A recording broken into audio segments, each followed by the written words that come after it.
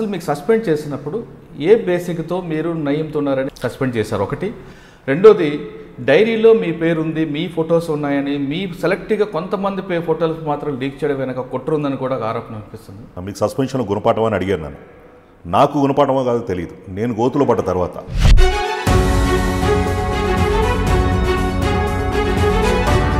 నన్ను గమనిస్తున్న మిగతా వాళ్ళు గుణపాఠం కావాలి. బళ్ళో పంతున్న గుళ్ళో పూజారిని అయితే నాకు ఈ సమస్యలు రావు. నేను ఎంచుకున్న వృత్తి ఎటువంటిది? కేవలం కలవడం మాట్లాడడం తప్పవుతుందా?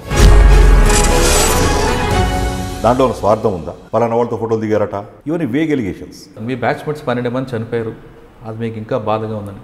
కానీ అదే టైంలో ఒక ఉన్నతాధికారిని కూడా మీరు చెప్తున్న నయీం అనే వ్యక్తి ఆ హత్యలో పాల్గొన్నాడు.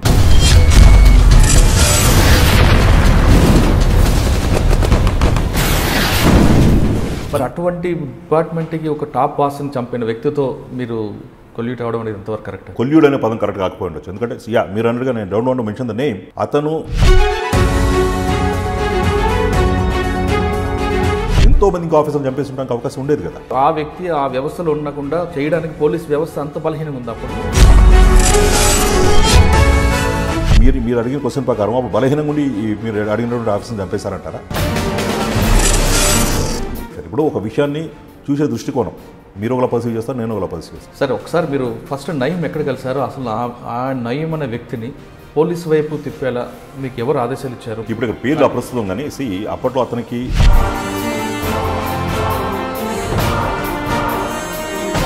మావోయిస్ట్ ఉద్యమంలో యాక్టివ్గా ఉన్న రోజుల్లోనే జైల్లో కలిసాను నేను అతను. ఆ రోజు నన్ను అడిగింది ఏంటంటే, అతను ఎంత కమిటెడ్ అంటే ఆ ఉద్యమానికి, మీ చావు కబురు వినాలని మేము చాలా ఉత్సాహంగా ఎదురు చూస్తూ ఉంటామని చెప్పాను. చాలామందికి తెలియదు విషయాలని. ఫస్ట్ నయీం బయటకు వచ్చిన తర్వాత ఆయన ఇచ్చిన ఇన్ఫర్మేషన్తో మీరు చేసిన ఆపరేషన్ లేవు. చిన్న విషయం చెప్పాలి. ఒకసారి నక్సల్స్ ప్రభావిత ప్రాంతంలో పనిచేసే టైంలో నేను the plan attack on me.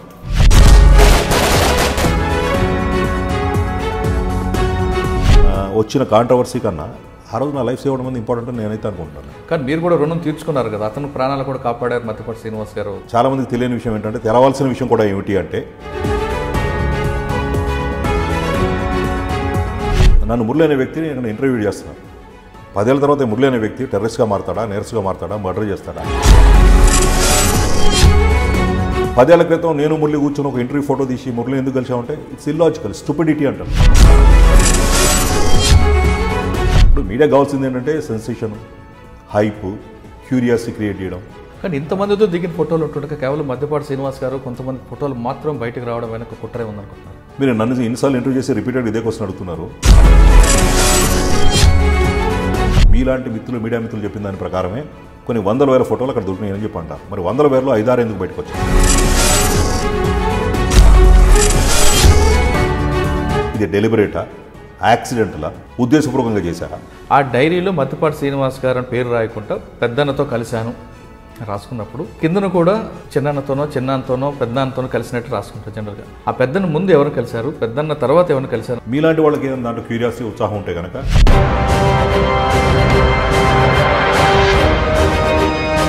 మరి వీళ్ళ మీద ఎందుకు చర్యలు తీసుకోలేదు అది మీరు అడగాలి, చెప్పాల్సిన సమాధానం చెప్పాలి. నయీం అనే వ్యక్తి ఢిల్లీలో మీరు అన్నింటిలో ఒక కేంద్ర నిఘా సంస్థలు కలవడానికి వెళ్ళినప్పుడు మధ్యపాటి గారు చెప్పంది ఏ పని చేయనంటూ నయీం అన్నాడని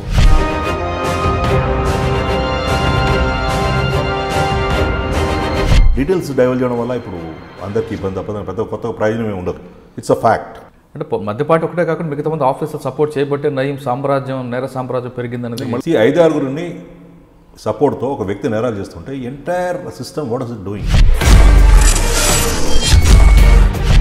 మీరు కంట్రోల్ చేస్తుంటే ఈ స్థాయికి వచ్చేవాడు కదా. తెలియదు అంటారు వీళ్ళందరికీ. తెలియకుండా ఎక్కడ ఉంటుంది? మరి అట్లాంటప్పుడు 5-6 వ్యక్తులకి ఎందుకు అపహరిస్తున్నారు? ఇన్ఫార్మేట్ అనే వ్యక్తి చెప్పులు అంటే వారు బయటే ఉంచాలి, చెప్పులు బాగున్నాయి కదని బెడ్రూమ్ తీసుకురాకూడదు.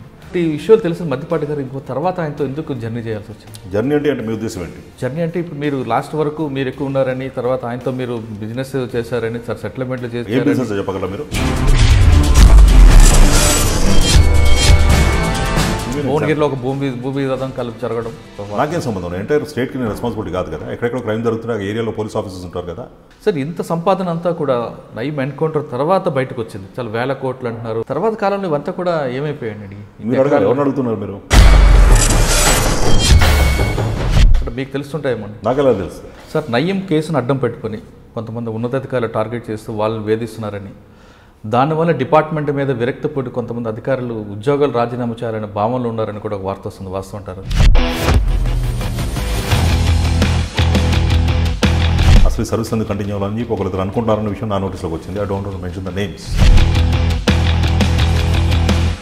కానీ నయీం అనేది ఎన్కౌంటర్ అంటారా, ఎక్స్చేంజ్ ఆఫ్ ఫైర్ అంటారా? ఆపరేషన్ కండక్ట్ చేసిన అధికారులతో మీరు మాట్లాడితే మీకు ఎక్కువ వివరాలు తెలుసు. Welcome to crime diaries. Gangster Nayeem encounter జరిగి సంవత్సరాలు గడిచాయి. ఆయన రాసుకున్న 130 డైరీల్లో కొంతమంది అధికారులు మాత్రం ఉన్నతాధికారులు సస్పెండ్ చేసి చేతులు దులుపుకున్నారు. తర్వాత తూచంటూ సస్పెండ్ ఎత్తివేశారు. కానీ ఒక స్వచ్ఛంద సంస్థ 130 డైరీల్లో చాలామంది అధికారుల పేర్లు ఉన్నాయి, వాళ్ళని తప్పించడానికే కొంతమందిని బలిపశువు చేశారంటూ ఒక స్వచ్ఛంద సంస్థ కోర్టులో ఆశ్రయించింది. ఈ నేపథ్యంలో డైరీలో కొంతమంది అధికారులు నయీంతో స్నేహం చేయడం కాకుండా నయీం అడ్డం పెట్టుకొని లబ్ధి పొందారంటూ కొంతమంది అధికారులు సస్పెండ్ చేశారు. ఆ సస్పెండ్ అయిన వారిలో మద్దిపాటి శ్రీనివాస్ గారు, అడిషనల్ ఎస్పీ గారు ఒకరు.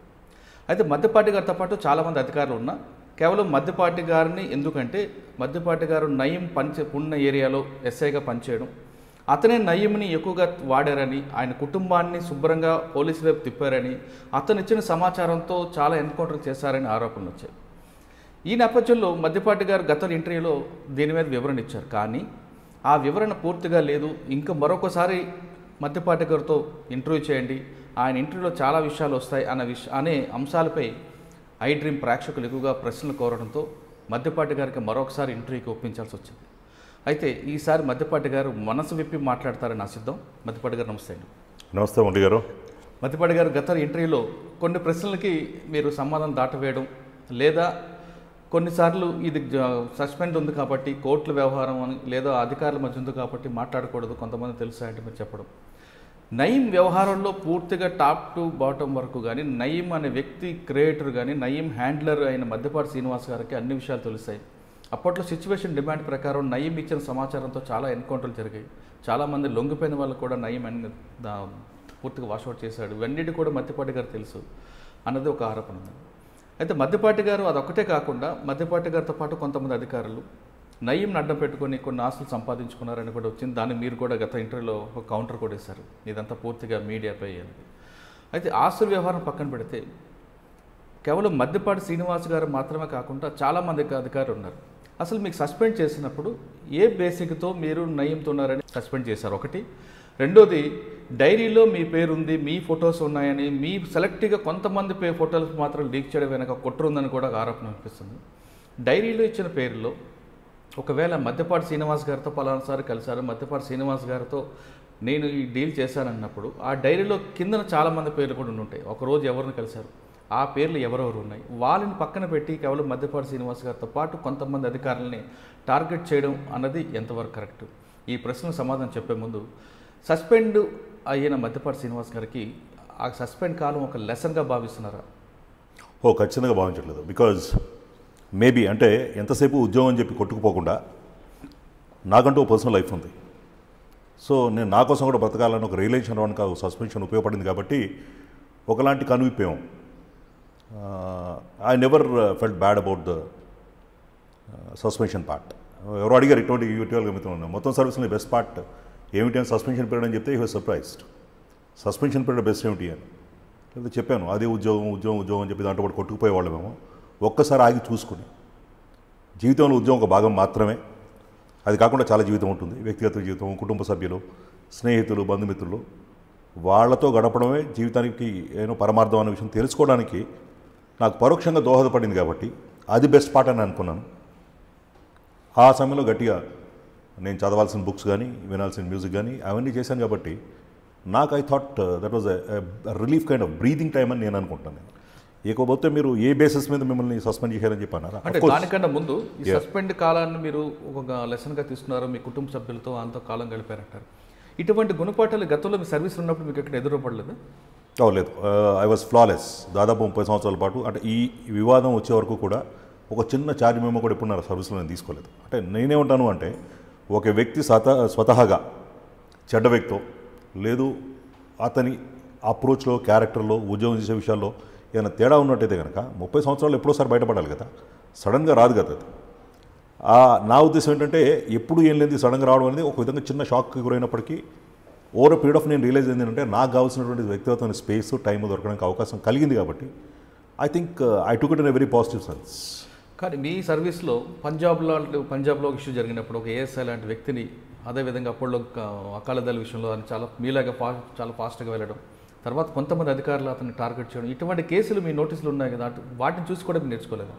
అంటే పడి నేర్చుకోవడం అంటే ఇప్పుడు మీరు గుణపాఠం గురించి చెప్పారు, మీకు సస్పెన్షన్ గుణపాఠం అని అడిగాను నన్ను. నాకు గుణపాఠమో కాదు తెలియదు. నేను గోతులో పడ్డ తర్వాత అంటే కేవలం ఉద్యోగం కోసం అన్నీ వదిలిపెట్టి ఎక్స్ట్రా మైల్ వెళ్ళి రిస్కులు తీసుకుని ఇవన్నీ పనులు చేసిన తర్వాత తద్వారా నాకు జరిగిన నష్టం అది నాకు గుణపాఠం అనే కన్నా నన్ను గమనిస్తున్న మిగతా వాళ్ళు గుణపాఠం కావాలి. అది ఓహో, ఒక స్థాయి దాటి పనిచేసినప్పుడు, ఎక్కువ ఓనప్ చేసినప్పుడు, రిస్కులు తీసుకుని పనిచేసినప్పుడు తద్వారా ఏర్పడే సమస్యల్ని పరిష్కరించడానికి ఎవరు ఉండరు, దాని తాలూకా మంచి చెడు మనమే తీసుకోవాలన్న రియలైజేషన్ మిగతా మిత్రులకు రావాలని చెప్పి నేను కోరుకుంటాను. Anyway I learned a lesson. నాకు ఎట్లాగో గుణపాఠమా కాదా అనేది డెఫినెట్గా ఒక రియలైజేషన్ కైండ్ ఆఫ్ సిచ్యువేషన్ అది. అట్లా రిగ్రెట్స్ ఏమి లేవు నాకు. ఆ రిస్కులు, ఆ మొండితనం, ఆ ధైర్యం అవన్నీ ఉండి చేసాం కాబట్టి ఆ గుర్తింపు, గౌరవము, జనాల్లో అభిమానం, తృప్తి ఇవన్నీ కూడా కలిగినాయి. ఇట్స్ అ కాంబినేషన్ అది. ఎక్కడో దగ్గర ఆగి చూసుకోవాల్సిన అవసరం వచ్చింది. అది ఈ సంఘటన ద్వారా వచ్చిందని చెప్పి నేను అనుకుంటున్నాను. I don't have regrets about it, but I definitely caution other people to learn lessons from my experiences. పంజాబ్లో జరిగిన ఇష్యూని ఒకసారి చెప్పండి. పంజాబ్ లాంటి సంస్థ రాష్ట్రాల్లో ఖలిస్తాన్ ఉధృతంగా ఉన్నప్పుడు ఉద్యమాల్లో చాలామంది ఆఫీసర్లు ప్రాణాలు తెగించి, ప్రాణాలు కోల్పోయి, రిస్కులు తీసుకుని చాలా ఇబ్బంది పడి పనులు చేశారు. అప్పట్లో నేను 1995 ప్రాంతంలో BPR అండి, bureau of police research and development ఒక ట్రైనింగ్ ప్రోగ్రామ్ కండక్ట్ చేస్తే దాన్ని అటెండ్ అయ్యాను నేను, టెర్రరిజం. అప్పటికి దాదాపుగా పంజాబ్ సమస్య ఆల్మోస్ట్ సమస్య పోతూ వచ్చింది. వాళ్ళని కూడా ఆ ట్రైన్కి పిలిచారు వాళ్ళు. అప్పుడు నేను అడిగాను, ఇప్పుడు సమస్య అక్కడ లేదు కదా, ఇది టెర్రరిజంకి సంబంధించి జమ్మూ కాశ్మీర్, ఉమ్మడి ఆంధ్రప్రదేశ్, ఛత్తీస్గఢ్ రాష్ట్రాల్లో ఎక్కడైతే నక్సల్స్ ప్రాబ్లం ఎక్కువగా ఉండి బాగా ఉధృతంగా సమస్యలు ఉన్నాయో వాళ్ళని పిలిచారు. వాళ్ళతో పాటు సమస్యపోయినటువంటి పంజాబ్ లాంటి రాష్ట్ర ఆఫీసులను ఎందుకు పిలిచారని అడిగాను నేను. వాళ్ళని చెప్పారంటే వాళ్ళు సక్సెస్ సాధించారు, వాళ్ళ సమస్యను ఎదుర్కొని బయటకు వచ్చారు కాబట్టి వాళ్ళ ఎక్స్పీరియన్సెస్ కూడా మిగతా వాళ్ళతో షేర్ చేయడం వల్ల అందరికీ లబ్ధి కలుగుతుందని ఉద్దేశంతో పిలిచామని చెప్పన్నారు. ఆఫ్ ది రికార్డ్ అక్కడ చాలామంది ఆఫీసర్లు అప్పుడు నాతో మాట్లాడాలని చెప్పింది ఏంటంటే, ఇవన్నీ చెప్తుంటారు ఆఫీసర్లు, మనం కూడా కొంత స్వయంగా మన గుర్తింపు కోసం కావచ్చు, లేదు ఉన్నతాధికారుల అభినందనల కోసం కావచ్చు, తృప్తి కోసం కావచ్చు, రకరకాల కారణాలతో కొన్ని సందర్భాల్లో ఓవర్ బోర్డ్ వెళ్ళి పనిచేస్తాం. అది బట్ క్రైసిస్ వచ్చినప్పుడు మనతో ఎవరు నిలబడరు. తద్వారా ఏర్పడే క్రైసిస్ని మీరు ఫేస్ చేయగలుగుతాం అనుకుంటే రెస్ట్ తీసుకోమని చెప్పన్నారు. ఫర్ ఎగ్జాంపుల్ మీరు చెప్పారు, ఇప్పుడు అప్పట్లో ఖలిస్తాన్ ఉద్యమం తీవ్రంగా నడుస్తున్న రోజుల్లో అజిత్ సింగ్ సంధు ఒక ఏఎస్ఐ గారు ఉండేవారు. ఆయన ఒక ఏఎస్ఐ స్థాయిలో చేరి డిఐజీ స్థాయికి ఎదిగారు, just purely because of his contribution, అంటే వర్క్ కాంట్రిబ్యూషన్. తరన్ లాంటి జిల్లా అంటే అప్పట్లో ఒక అగ్నిగోళంలాగా ఉండేది, ఇంటర్నేషనల్ బార్డర్స్ దగ్గరగా ఉండి. విత్ ఇన్ పంజాబ్లో కూడా ఇప్పుడు ఫర్ ఎగ్జాంపుల్ తెలంగాణలో నక్సల్ సమస్య తీసుకుంటే నార్త్ తెలంగాణ జిల్లాలో ఏ విధంగా ఎక్కువ ప్రభావితమైనా అట్లా తరన్ లాంటి జిల్లాకి ఆయన ఎస్పీగా పనిచేశారు. సమస్యలైన సమస్యపోయిన తర్వాత కొంత ఎక్సెస్ జరిగి ఉంటాయి అక్కడ, ఎందుకంటే శత్రువు నిర్మూలించే క్రమంలో ఒక్కోసారి ఎక్సెస్ స్టెప్స్ వేసే సందర్భాలు ఉండొచ్చు. వాటిని కొన్నింటి బేస్ చేసుకొని ఆయన మీద సిబిఐ ఇన్వెస్టిగేషన్స్ చేసి కొంతమంది చనిపోయిన వ్యక్తుల కుటుంబ సభ్యులు వాళ్ళ మీద కంపన్సేషన్స్ ఫైల్ చేసి క్లెయిమ్స్ అతను అరెస్ట్ చేసి జైలుకి పంపించారు. ఏ టఫ్ నేరస్తులతో డీల్ చేశారో వాళ్ళతో పాటు అక్కడ సాహచర్యము, వాళ్ళు అక్కడ అతను అసాల్ట్ చేసి హింసించి ఇబ్బందులు పెట్టి నానా రకాలుగా ఇచ్చేస్తే ఆయన బయటకు వచ్చి పరువుల మీద బెయిల్ మీద బయటకు వచ్చి రైల్వే ట్రాక్ మీద సూసైడ్ చేసుకున్నారు. అయ్యో. అప్పటికంటే మేము 95-96 మేము యాక్టివ్ రోల్ తీసుకుంటాక ముందే ఇవన్నీ వచ్చి జరిగినాయి. కాకపోతే ఒక ఉద్యోగం అంటూ ఎంచుకున్న తర్వాత, ఫర్ ఎగ్జాంపుల్ నేను బళ్ళో పంతున్నో గుళ్ళో పూజారిని అయితే నాకు ఈ సమస్యలు రావు. నేను ఎంచుకున్న వృత్తి ఎటువంటిది, సమస్యల వృత్తిని ఎంచుకున్నాం. ఇంకో మాట నేనేం చెప్తాను అంటే, కేవలం సస్పెన్షనో, ఎలిగేషన్సో, అపవాదులో, అపోహలో, అభియోగాలు ఇవన్నీ మాట్లాడుతాం కదా మనం. దాదాపుగా డజన్ పైచిలకు మెంబర్స్ నా బ్యాచ్మేట్స్ ఒక్క బ్యాచ్ నుంచే దాదాపు డజన్ మంది నక్సల్స్ వైలెన్స్తో చనిపోయారు. అది కాకుండా నా జూనియర్స్, సీనియర్స్ చాలామంది వాళ్ళ ప్రాణాలు త్యాగం చేశారు. వాళ్ళ త్యాగాల ముందు, వాళ్ళ నష్టాల ముందు, వాళ్ళు లేకుండా ఈ ప్రపంచంలో వాళ్ళ కుటుంబంలో పడుతున్న నష్టాల ముందు నాకు జరిగిన నష్టం చాలా చిన్నదని నేను అనుకుంటాను. బికాజ్ నేను I'm still alive. So in the line of duty చాలామంది చనిపోయారు కాబట్టి వాళ్ళ ఈ సుప్రీం సాక్రిఫైసెస్ ఈరోజు చాలామందికి యంగ్ ఆఫీసర్స్కి it could be any of వాళ్ళ ఏ ర్యాంక్ వాళ్ళని ఉండొచ్చు, పలానా వాళ్ళతో ఎందుకు అసోసియేట్ అవ్వాలి, వాళ్ళు ఇల్లీగల్ ఏదని మాట్లాడుతున్నారు. ఆ రోజు ఇట్ వాజ్ నిప్పులు కొలిమినట్టు మండే ఫర్నెస్ లాగా ఉండేది. అప్పుడు పరిస్థితులు అవసరాలు వీళ్ళకి తెలియకపోవచ్చు. నేనే ఉంటానంటే వీళ్ళకి డిపార్ట్మెంట్కి బొడ్డోడు లేదు అప్పటికి. అప్పుడు ఆఫీసర్లు కొంతమందికి తెలుసు అప్పుడు పరిస్థితులు ఏంటి, అవసరాలు ఏంటి, సిచ్యువేషన్స్ ఏంటి, ఎందుకు ఇలా చేయాల్సి వచ్చింది అనేది. ఇన్ఫార్మేషన్ వ్యవస్థ అనేది ఎప్పటి నుంచి ఉంది, పోలీసు వ్యవస్థ ఏర్పడినప్పటి నుంచి ఉంది. సో టెర్రరిస్టు లేదు వామపక్ష తీవ్రవాదం లాంటి సంస్థలు డీల్ చేసేటప్పుడు లోపల వ్యక్తుల సహకారం తీసుకోవడం, వాళ్ళని కొన్ని సందర్భాల్లో సోర్సెస్ వాడుకోవడం అనేది ఇట్స్ వెరీ కామన్ ప్రాక్టీస్. ఆ క్రమంలో మేము చేసిన వాటిని తీసుకొచ్చి మాకు అట్రిబ్యూట్ చేసి మీరు వాళ్ళని కలిసారట, వాళ్ళతో మాట్లాడారట, ఎప్పుడు కలిశారు, ఎందుకు మాట్లాడారు, కేవలం కలవడం మాట్లాడడం తప్పు అవుతుందా, దాంట్లో ఉన్న స్వార్థం ఉందా, వ్యక్తిగతమైన ప్రయోజనాలు ఉన్నాయా, ఇవన్నీ లేకుండా జనరల్ ఎలిగేషన్స్ పెట్టేసి పలానా వాళ్ళతో ఫోటోలు దిగారట, పలానా వాళ్ళతో భోజనం చేశారట, పలానా వాళ్ళతో కలిశారట, ఇవన్నీ వేగ్ ఎలిగేషన్స్. ఇప్పుడు కామన్ మ్యాన్కి అర్థం కాకపోవచ్చు. బట్ వ్యవస్థ ఎలా నడుస్తుంది, పోలీస్ సిస్టమ్ ఎట్లా నడుస్తుందని తెలిసిన చాలామంది ఉన్న వాళ్ళకి తెలుసు. వాళ్ళు కూడా మిన్నకుండిపోవడం అనేది it's surprising thing for us. But anyway, but having chosen this profession అంటే వృత్తిని ఎన్నుకున్న తర్వాత దీంట్లో కూడా సాధక బాధకాలు, రిస్కులు, మంచి చెడు ఇవన్నీ చూసి వచ్చాం కాబట్టి తద్వారా ఏర్పడే కష్ట నష్టాలు, ఇబ్బందుల్ని మనం సీరియస్గా తీసుకోవాల్సిన అవసరం లేదు. ఎందుకంటే ఐ రిమెంబర్ వన్ థింగ్, అప్పట్లో ఒక ప్రముఖ రచయిత, పాపులర్ రైటర్ ఒక ఆయన తెలుగులో, not to mention the name, ఒకానొక సందర్భంలో ఒక బుక్ రాస్తే ఏమంటారంటే ఆయన పోలీస్ స్టేషన్ లాకప్లో నేరస్తుడు చంపేసిన తర్వాత ఏర్పడేలాంటి నిశ్శబ్దం అక్కడ ఆవరించింది అని ఒక సింబాలిక్, అంటే ఒక సిచ్యువేషన్ని ఒక సైలెన్స్ ఎక్స్ప్లెయిన్ చేయడానికి ఆయన తీసుకున్న ఉదాహరణ ఏంటంటే ఇది. సో నేను చూసి వెంటనే react, I wrote a letter to him. Sir మీరు చాలా పెద్దవారు, మీరు పాపులర్ రైటరు, మీ రచనల చేత చాలామంది ప్రభావితం అవుతారు, మీలాంటి వారు ఇట్లా అవగాహన లేకుండా రాయడం అనేది తొందరపాటు చర్య అవుతుంది, తప్పు అవుతుంది, జనాలు తప్పుదారి పట్టేయడం కూడా అవుతుంది. పోలీస్ స్టేషన్ లాకప్లో నేరస్తులు చంపేసిన తర్వాత అంటున్నారు, చనిపోవట్లేదు నేను అనట్లేదు, చనిపోవడం వేరు, చంపేయడం వేరు. చంపేయడం వేరు డెలిబరేట్ యాక్ట్. దాదాపుగా 190% కింది స్థాయి కటింగ్ ఎడ్లో పనిచేసేటువంటి ఈవెన్ సీనియర్ ర్యాంక్స్లో కూడా ఆఫీసర్సు దిగువ మధ్యతరగతి కుటుంబాల నుంచి వస్తారు. వీళ్ళంతా చిన్న వ్యవసాయ కుటుంబాల నుంచి, వ్యవసాయ కూలీ కుటుంబాల నుంచి వచ్చి వాళ్ళ పొట్ట గడవడం కోసం వృత్తి, జస్ట్ ఆన్ ద లైవ్లీహుడ్, ఇటువంటి వృత్తి ప్రొఫెషనల్కి వచ్చిన వాళ్ళు తెలిసి పోలీస్ స్టేషన్ లాకప్లో నేరస్తులు ఎందుకు చంపేస్తారు? వాళ్ళ ప్రమేయం ఉన్నా లేకపోయినా, ఏ కారణంతో చనిపోయినా, అనారోగ్యం కావచ్చు, లేదు అతనికి టైంకి అన్నపానాలు లేకపోవడం కావచ్చు, ఏ కారణంతో చనిపోయినా కూడా ఆ పోలీస్ స్టేషన్ హౌస్ అధికారి ఎవరైతే ఉంటారో దానికి బాధ్యత అవుతాడు. తెలిసి ఉద్యోగం పోద్దని తెలిసి, సస్పెండ్ అవుతానని తెలిసి, అవసరమైతే ప్రాసిక్యూట్ అవుతానని తెలిసి ఆ పోలీస్ స్టేషన్ లాకప్లో ఎవరు చంపుకోరు. అలా చనిపోయే అవకాశాలు ఉంది.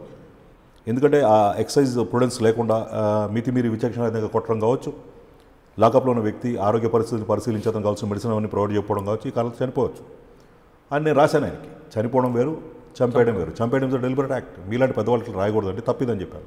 And he admitted is this thing. So అపోహలు ఎట్లా పోతాయని చెప్తున్నాను నేను. సో ఈ వృత్తిలోనే కొన్ని రకమైన సమస్యలు ఉన్నాయి. ఇంకో క్లాసిక్ ఎగ్జాంపుల్ చెప్తాను నేను.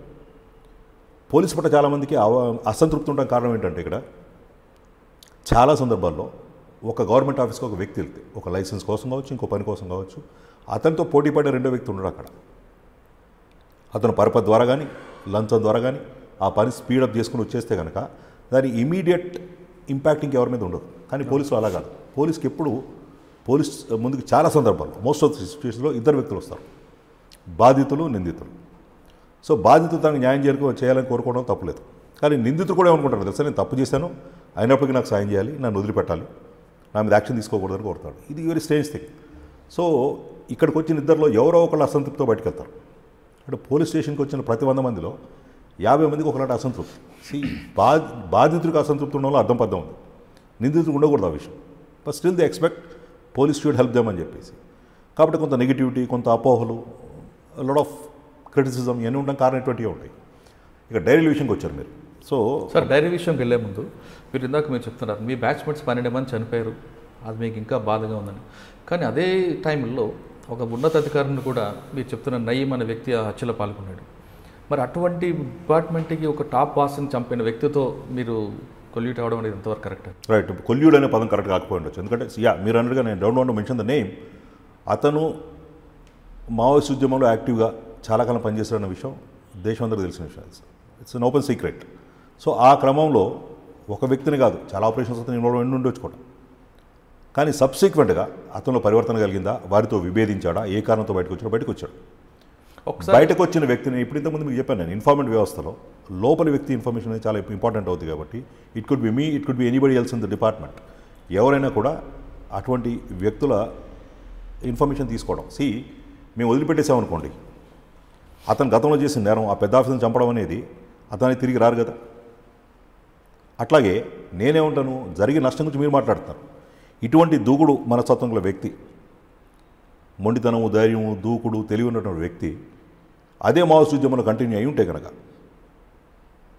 ఈరోజు పెద్ద స్థాయికి చేరుండేవాడు.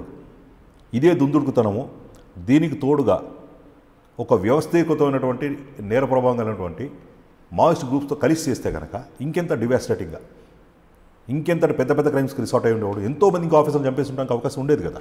సో నేనేమంటానంటే, చనిపోయిన వ్యక్తి అప్పటికి ఇతనికి ఏం అసోసియేషన్ ఏమున్నదో నాకు కూడా తెలియదు. అది I was not aware of it. కానీ సబ్సిక్వెంట్గా అతను వాళ్ళతో విభేదించి బయటకు వచ్చి మాతో అసోసియేట్ పనిచేయడం వల్ల ఇంకా చాలామంది ఆఫీసర్స్ ప్రాణాలను కాపాడాను తద్వారా అని నేను అనుకున్నాను. It's all perception. అంటే మీరు అన్నట్లుగా ఒక క్రిమినల్ని మనం బయటికి తీసుకురావడం వల్ల చాలామంది ఆఫీసర్ల యొక్క ప్రాణాలు కాపాడమని అంటారు. ఖచ్చితంగా. అంటే క్రిమినల్ అనట్లేదు ఇక్కడ. He is associated with an organisation. Okay, ఒక వ్యవస్థతో, ఒక సంస్థతో, ఒక ఆర్గనైజేషన్తో అతను అటాచ్ అయి ఉన్నాడు. ఆ క్రమంలోనే చేశాడు. అప్పుడులో పోలీస్ మీరు ఒక విషయం గుర్తుపెట్టుకోవాల్సింది ఏంటంటే, ఆ రోజు ఈ వ్యక్తి ఒక పెద్ద ఆఫీసర్ చంపాడు కదా, అటువంటి వ్యక్తితో అతనటువంటి వ్యక్తి సర్వీసెస్ని మీరు వాడుకోవడం ఏ పరంగానైనా ఎంతవరకు జస్టిఫికేషన్ మీరు అడుగుతున్నారు. నేనేమంటానంటే, అతను వ్యక్తిగా చేయలేదు, ఒక ఆర్గనైజేషన్గా చేశాడు ఆ క్రైమ్. అతనితో పాటు చాలామంది ఉన్నారు. అతను లేకపోయి ఉంటే కనుక అతని ప్లేస్ ఇంకెవరో ఉండి చేసేవారు అదే పని. ఇప్పుడు ఒక పెద్ద ఆఫీసర్ని నక్సల్స్ టార్గెట్ చేసినప్పుడు అతను అక్కడ ఉండడం అనేది యాదృచ్ఛికంగా ఉండొచ్చు. అతను లేకపోతే ఆపరేషన్ వాళ్ళు మానేస్తారనుకోవడం లేదు, ఇంకెవరో ఉండేవాళ్ళు. సో దాని మూలంగా తద్వారా తర్వాత రోజు అతను బయటకు వస్తే అతను సర్వీసెస్ వాడుకోవడం ఎంతవరకు కరెక్ట్ అనే దాని మీద నాకు పెద్ద లాజిక్ కనపట్లేదు. నేనేమంటాను అంటే, అటువంటి వ్యక్తులు అదే సంస్థలో కంటిన్యూ అయ్యి ఉంటే కనుక ఇంకెక్కువ నష్టం చేసిండేవాళ్ళు సంస్థకి, ఇంకా చాలామంది ఆఫీసర్లు చంపడానికి అవకాశం. అప్పుడు పోలీస్ వ్యవస్థ అంత బలహీనంగా ఉందంటే ఒక వ్యక్తి వల్ల మనం ఇంతమంది పోలీసులు కాపాడుతున్నామంటే ఆ వ్యక్తి కాదు, ఇటువంటి దుందుడుకు నేచరు, తెలివి, మొండితనం, ధైర్యం ఉన్న వ్యక్తి ఆర్గనైజేషన్లో కంటిన్యూ అయ్యి ఉంటే వ్యక్తి గురించి మాట్లాడలేదు. ఆ వ్యక్తి ఆ వ్యవస్థలో ఉండకుండా చేయడానికి పోలీస్ వ్యవస్థ అంత బలహీనంగా ఉంది. అప్పుడు బలహీనంగా ఉందనట్లేదు నేను. బలహీనంగా ఉండే ఇప్పుడు మీరు అడిగిన క్వశ్చన్ ప్రకారం అప్పుడు బలహీనంగా ఉండి మీరు అడిగినటువంటి ఆఫీసర్ని చంపేశారంటారా? అంటే ఆ వ్యవస్థలో ఆ వ్యక్తి యొక్క ప్రమేయం ఉందంటున్నారు. ఆ వ్యవస్థలో ఆ వ్యక్తి కానీ యాక్టివ్గా ఉన్నాడు కాబట్టి ఇంకా చాలా పెద్ద క్రైమ్ జరగచ్చు. అంటే అతను కూడా కాదు, చాలామంది ఉన్నారు. అతను సబ్సిక్వెంట్గా జడల్ నాగరాజు, కత్తుల సమయ్య, బయ్యప్ సమరెడ్డి, చాలా పేర్లు ఉన్నాయి. ఇటువంటి వాళ్ళు బయటకు తీసుకురావడం వల్ల అప్పట్లో వీళ్ళు యంగ్స్టర్స్ మొండిగా, ధైర్యంగా, దూకుడుగా ఉండే మనస్తత్వం గల వ్యక్తులు. ఇప్పుడు ఆర్గనైజేషన్లో ఉన్న వాళ్ళు రకరకాలు ఉంటారు. వాళ్ళు స్ట్రాటజిస్టులు ఉంటారు, వ్యూహరాజ్యం చేసేవాళ్ళు ఉంటారు, అడ్మినిస్ట్రేటివ్ కెపాసిటీ ఉన్న వాళ్ళు ఉంటారు, మిలిటరీ ఆపరేషన్స్ స్టార్ట్ అయ్యే వాళ్ళు ఉంటారు. ఇటువంటి వాళ్ళు కనుక ఉద్యమంలో కంటిన్యూ అంటే కనుక వాళ్ళ మిలిటరీ ఆపరేషన్స్కి ఎక్కువగా ఉపయోగపడి ఉంటే, వాళ్ళ యొక్క ఒక పెద్ద సంస్థ ఉండి ఉంటే వాళ్ళు డిపార్ట్మెంట్కి ఇంకెక్కువ నష్టం కలిగించేవాళ్ళు అని చెప్పండి. పీపుల్ మే కాల్ దట్ నువ్వు జస్టిఫికేషన్ కోసం ఇది నువ్వు చెప్తున్నావు అని చెప్పి నన్ను అడిగే అవకాశం ఉంది. But strongly I feel that this my perception. ఇప్పుడు ఒక విషయాన్ని చూసే దృష్టికోణం మీరు ఒకలా పర్సీవ్ చేస్తారు, నేను ఒకలా పర్సీవ్ చేస్తాను. యాజ్ అన్ ఇన్సైడర్ నేనే అనుకుంటానంటే, ఇటువంటి వ్యక్తులు అదే వ్యవస్థ కంటిన్యూ అయి ఉంటే కనుక ఇంకెక్కువ నష్టం చేసి ఉండేవాడు కనుక, కాబట్టి రావడం మంచిదని నేను అనుకుంటా, బయటికి రావడం అనేది. ఓకే, సరే. ఒకసారి మీరు ఫస్ట్ నయీం ఎక్కడ కలిసారో, అసలు ఆ నయీం అనే వ్యక్తిని పోలీసు వైపు తిప్పేలా మీకు ఎవరు ఆదేశాలు ఇచ్చారు? మీరు దాని వెనక ఇప్పుడు ఇక్కడ పేర్లు అప్రస్తుతం కానీ అప్పట్లో అతను పనిచేస్తున్న సంస్థతో మావోయిస్టులతో ఏర్పడే విభేదాల తర్వాత లోపల ఇన్ఫర్మేషన్ చాలా బయటకు వస్తే డిపార్ట్మెంట్ పరంగా ఉపయోగపడుతున్న ఉద్దేశంతో అప్పట్లో రాష్ట్ర రాజధానిలో ఉన్నటువంటి కొంతమంది ఉన్నతాధికారులు వాళ్ళు ఆలోచించి నిర్ణయించి అతని సర్వీసెస్ వాడుకోవాలని, కల్టివేట్ చేయాలని ఒక నిర్ణయం తీసుకున్న తర్వాత ఇక్కడ హైదరాబాద్లో అతను డీల్ చేయడానికి ఒక టీం పెడుతూ, ఆ టైంలో నేను కోయిన్సిడెన్స్ ఏంటంటే ఆ టైంలో నేను వాళ్ళ నేటివ్ ప్లేస్ పనిచేస్తున్నాను కాబట్టి, సో ఒక వ్యక్తిని అతని మనసు గెలుచుకోవడానికి, అతని దగ్గర తీసుకోవడానికి రకరకాల స్ట్రాటజీస్ ఉంటాయి. దాంట్లో ఒకటి ఏంటంటే వాళ్ళ కుటుంబ సభ్యుల దగ్గర తీయడం. ఆ క్రమంలో ఆ బాధ్యత నాకు అప్పచెప్పడం జరిగింది. నేను హ్యాండిల్ ఇట్. అట్లా ఏర్పడే పరిచయం అది. సో మీకు ఆ కుటుంబ సభ్యుల్ని దగ్గర తీయమని మీకు ఆదేశాలు ఇవ్వడంతో మీరు దగ్గర ఖచ్చితంగా స్టేట్ లీడర్షిప్ అని చెప్తాను నేను. పేర్లు అవసరం లేదు. ఇప్పుడు ఆఫీసర్స్ రిటైర్ అయిపోయారు, వాళ్ళు సర్వీస్లో లేరు. అనుకున్నారా? ఓ డెఫినెట్గా దానివల్ల చాలా పెద్ద పెద్ద ప్రయోజనాలు ఏర్పడ్డాయి, చాలా ఆపరేషన్స్ చేయగలిగాం, కాబట్టి మంచిగా జరిగిందని నేను అనుకుంటున్నాను. అంటే వాళ్ళ కుటుంబ సభ్యుల దగ్గర తీసుకొచ్చారు. నయీం అనే వ్యక్తి ఫస్ట్ టైం మీరు ఎక్కడ కలిసారు? చాలా సందర్భాలు చాలా చోట్ల కలిసాము. ఆపరేషన్స్ అంటే మొట్టమొదటిసారి మిమ్మల్ని చూసినప్పుడు మిమ్మల్ని కూడా టార్గెట్ చేశాడు? నేను కలవడం కాదు, చాలామంది ఆఫీసర్లు, పెద్దవాళ్ళు, చిన్నవాళ్ళు. మీ ఇద్దరు ఒకసారి ఎదురైనప్పుడు మిమ్మల్ని చూసి మిమ్మల్ని కూడా టార్గెట్ చేశారని అతన్ని ఫస్ట్ టైం కలిసింది ఒక కేసు ఇన్వెస్టిగేషన్లో. స్టిల్ అతను మావోయిస్ట్ ఉద్యమంలో యాక్టివ్గా ఉన్న రోజుల్లోనే జైల్లో కలిసాను నేను అతను. ఆ రోజు నన్ను అడిగింది ఏంటంటే, అతను ఎంత కమిటెడ్ అంటే ఆ ఉద్యమానికి, ఓహో మీరు పలానా పొద్దునే లేస్తే నక్సల్స్ వైలెన్స్లో మా వాళ్ళు చేసినటువంటి ఆపరేషన్స్లో మీ చావు కబురు వినాలని మేము చాలా ఉత్సాహంగా ఎదురు చూస్తూ ఉంటామని చెప్పి అన్నాడు. సో ఈ చాలామందికి తెలియదు విషయాలని. So he was such a committed fellow for that organisation. అతను ఫస్ట్ టైం చూసి ఏమన్నాడంటే, ఓహో మీరు వచ్చిన తర్వాత మా ప్రాంతంలో చాలా గట్టిగా మా వాళ్ళని అణచివేతకి గురవుతున్నారు, ఇబ్బంది పడుతున్నారు. సో మీలాంటి వాళ్ళు ఉండడం వల్ల ఉద్యోగం నష్టం, కాబట్టి మీ చావు కబురు ఎప్పుడు వింటామా మేము అని చెప్పి పేపర్లో రోజు ఎదురు చూస్తుంటామని చెప్పి అన్నాడు. Very strange thing. మీరేమన్నారు అప్పుడు? అండ్ అది మీరు you're committed to your cause, మీరు ఒక ఉద్యమం కోసం మీరు పోరాడుతున్నారు.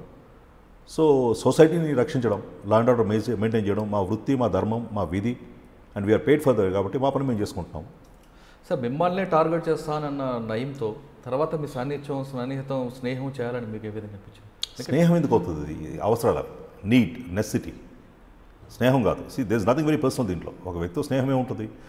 వాడు ఎంత కడగట్టిన నేరస్తులైనా 10 రోజులు మా దగ్గర లాకప్లో పెట్టి ఇంట్రాగేట్ చేసిన తర్వాత, మాట్లాడిన తర్వాత అతనితో కొంత ఒక పర్సనల్ బాండ్ రిలేషన్ ఏర్పడుతుంది, ఒక సాఫ్ట్నెస్ ఏర్పడుతుంది. అతని కుటుంబ నేపథ్యం, అతను ఎందుకు వచ్చాడు, ఇటువంటి పరిస్థితులు ఎందుకు ఇది చేయడని చెప్పి, it could be any criminal. So అతనితో మాకు వ్యక్తిగత స్నేహం కానీ బాండ్స్ కానీ ఏమీ లేవు. That was the need of the hour. మాకు డిపార్ట్మెంట్ అవసరాలు రీత్యా చాలామంది సర్వీసెస్ వాడేవాళ్ళం అప్పట్లో, అందులో అతను కూడా ఒకటి. ఓకే, ఫస్ట్ నయీం బయటకు వచ్చిన తర్వాత ఆయన ఇచ్చిన ఇన్ఫర్మేషన్తో మీరు చేసిన ఆపరేషన్ లేవు? Operation details I don't no to disclose. చాలా సందర్భాల్లో అంటే మీకు ఒక చిన్న విషయం చెప్పాలి.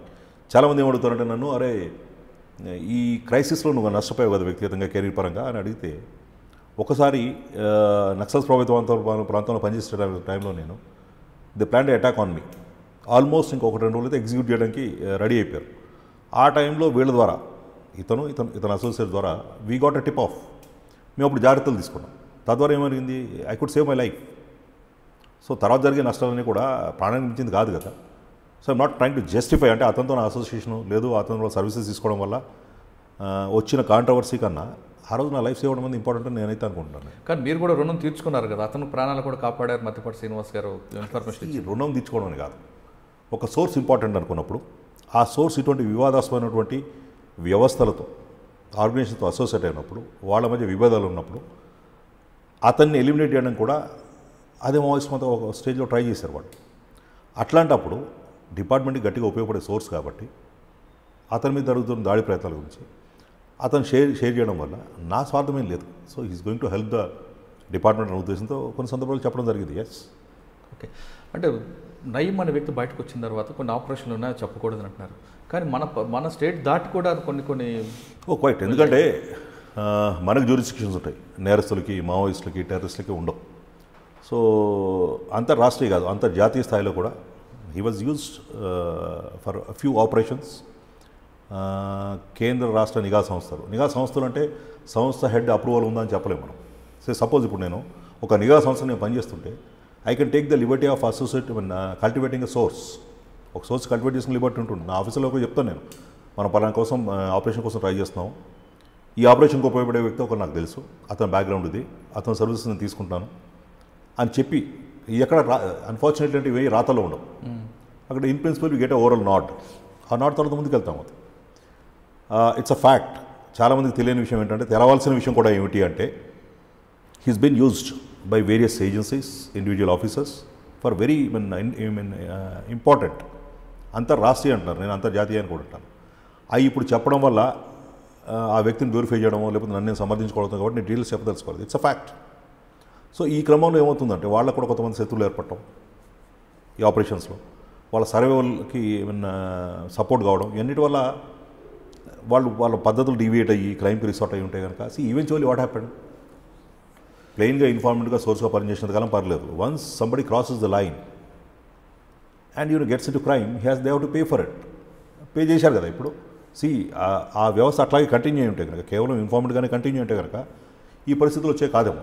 ఎక్కడో అదుపు తప్పాడు, దారి తప్పాడు, గీత దాటాడు, కాబట్టి he has paid for it. చాలామందికి లాస్ట్ టైం మీరు ఇంటర్వ్యూ చేసిన తర్వాత నేను చూసాను, I was looking at the comments. అతను కలిసిన ఫోటోల గురించి ఏం చెప్తారు, అతను కలిసిన భోజనాల గురించి ఏమని చెప్పంటారు. చాలా స్ట్రేంజ్. అంటే వీళ్ళకి తెలిసినంత సగసం మిడిమిడి జ్ఞానం. And unfortunately media doesn't report in all fairness. So నేనేమంటాను అంటే a particular point of view తీశారు. ఇప్పుడు ఈరోజు నన్ను మురళి అనే వ్యక్తిని నేను ఇంటర్వ్యూ చేస్తున్నారు. సో ఆయన ఒక ఐడ్రీమ్కి ప్రతినిధి. ఒక 10 ఏళ్ల తర్వాత ఈయన క్రైమ్ చేస్తాడో నాకు తెలియదు. 10 ఏళ్ల తర్వాత మురళి అనే వ్యక్తి టెర్రరిస్ట్గా మారతాడా, నేరస్గా మారతాడా, మర్డర్ చేస్తాడా? 10 ఏళ్ల క్రితం నేను మురళి కూర్చొని ఒక ఇంటర్వ్యూ ఫోటో తీసి మురళిని ఎందుకు కలిసామంటే ఇట్స్ ఇల్లాజికల్, స్టూపిడిటీ అంటాను. ఇల్లాజికల్ కూడా కాదు. ఈ లాజిక్స్ అని మర్చిపోయి పలానా వ్యక్తిని ఎందుకు కలిశారు. ఇంకో గమ్మత్తైన విషయం చెప్తాను మీకు నేను. ఆ కొద్ది గొప్ప ఫొటోస్ బయటకు వచ్చినాయి కదా, దాంట్లో ఒకరిద్దరు అతను బాల్యమిత్రుడు, అతనితో పాటు చదువుకున్నవాళ్ళు.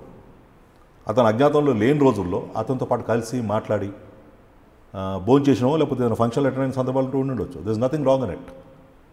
ఇప్పుడు ఇంటర్వ్యూ తర్వాత మన ఇద్దరం కాఫీ తాగితే మీ వాళ్ళు ఎవరైనా ఉత్సాహంగా మన ఇద్దరితో ఫోటో తీసుకుంటే 10 ఏళ్ల తర్వాత మీరు నేను టెర్రరిస్ట్గా మారితే, లేకపోతే ఒక ఫర్ వాట్ ఎవర్ రీజన్స్, పరిస్థితులు కావచ్చు, ఇంకా అనేక కారణాల వల్ల మనకేదైనా నెగిటివిటీ వస్తే మీతో మురళి ఫోటో ఎందుకు ఉందంటే ఏం చెప్పాలి అప్పుడు నేను? సో 10 ఏళ్ల తర్వాత మురళి మర్డర్ చేస్తే నాకు తెలియదు కదా. ఇంకో ఉదాహరణ కూడా చెప్తాను నీకు నేను. ఫర్ ఎగ్జాంపుల్ దావుద్ ఇబ్రాహిం లాంటి కరడు కట్టిన అంతర్జాతీయ నేరస్తుడు. అతను ముంబైలో నివసిస్తున్న ప్రాంతంలో ఎదుగుతున్న క్రమంలో అప్పటి బాలీవుడ్ వాళ్ళతో చాలామంది ఫోటోలు ఉండి ఉంటాయి. అప్పుడు వాళ్ళకు కూడా తెలియదు పాపం వీడు ఫ్యూచర్లో టెర్రరిస్ట్ అవుతాడని, దుబాయ్ వెళ్తాడని ఇవన్నీ తెలియదు. సో ఆ ఫోటో తీసుకొచ్చి పలానా వాడి ఫోటో దావుతుందని స్టూపిడిటీ. అది వాళ్ళని చూస్తే జాలి అనిపిస్తుంది. The kind of knowledge they have, the kind of perception they have towards these things. దావుతో ఫోటో దిగాడు కాబట్టి పలానా సెలబ్రిటీ బాలీవుడ్ అతను చాలా చెడ్డవాడు అనుకోవడం it only goes to show the stupidity. అర్థం చేసుకోవాలి కదా ఈ ఫోటో ఎప్పటిది, ఎక్కడ దిగారు, ఎందుకు దిగారు, ఏ సందర్భంగా దిగారు, దీనిలో జస్టిఫికేషన్ ఉందా. ఇప్పుడు అతను టెర్రరిస్ట్ అయిన తర్వాత అక్కడికి వెళ్ళి దుబాయ్ వెళ్ళి అతనితో దిగితే ఇట్స్ డెఫినెట్లీ ఆబ్జెక్షనబుల్. అతను టెర్రరిస్ట్ అని తెలిసిన తర్వాత, తెలియని రోజుల్లో ఫ్యూచర్లో ఏమవుతుందో తెలియని రోజులు జరిగిన తీసుకొచ్చి ఫోటోలు గీటోలు. అండ్ సో సర్ప్రైజింగ్ థింగ్ ఏంటంటే don't not mention the name. ఒకరి తర్వాతని చిన్నప్పుడు అంతా పాటు కాలేజీలో చదువుకున్న ఆఫీసర్స్ ఉన్నారు. సో అతను నక్సల్ స్పందన తీసుకుంటే వీళ్ళు పోలీస్ ఆఫీసర్స్గా మారారు తర్వాత రోజుల్లో. సో వాళ్ళు ఏదైనా సందర్భంగా అంటే ఇతను అజ్ఞాతంలో లేని టైంలో అతను జైలు నుంచి రాగానే అజ్ఞాతంలో పోలేదు. For about 5-6-7 years he was openly moving around. ఆ టైంలో ఎవరైనా కలిసి ఉండొచ్చు, ఎక్కడైనా మాట్లాడి ఉండొచ్చు, ఎక్కడైనా భోజనం చేసి ఉండొచ్చు, ఏదైనా ఫోటో దిగి ఉండొచ్చు. ఈ విషయాలైనా ఎవరికి తెలుస్తాయి, ఎవరు చెప్తారు? మీరు కూడా చెప్పరు కదా మీడియా.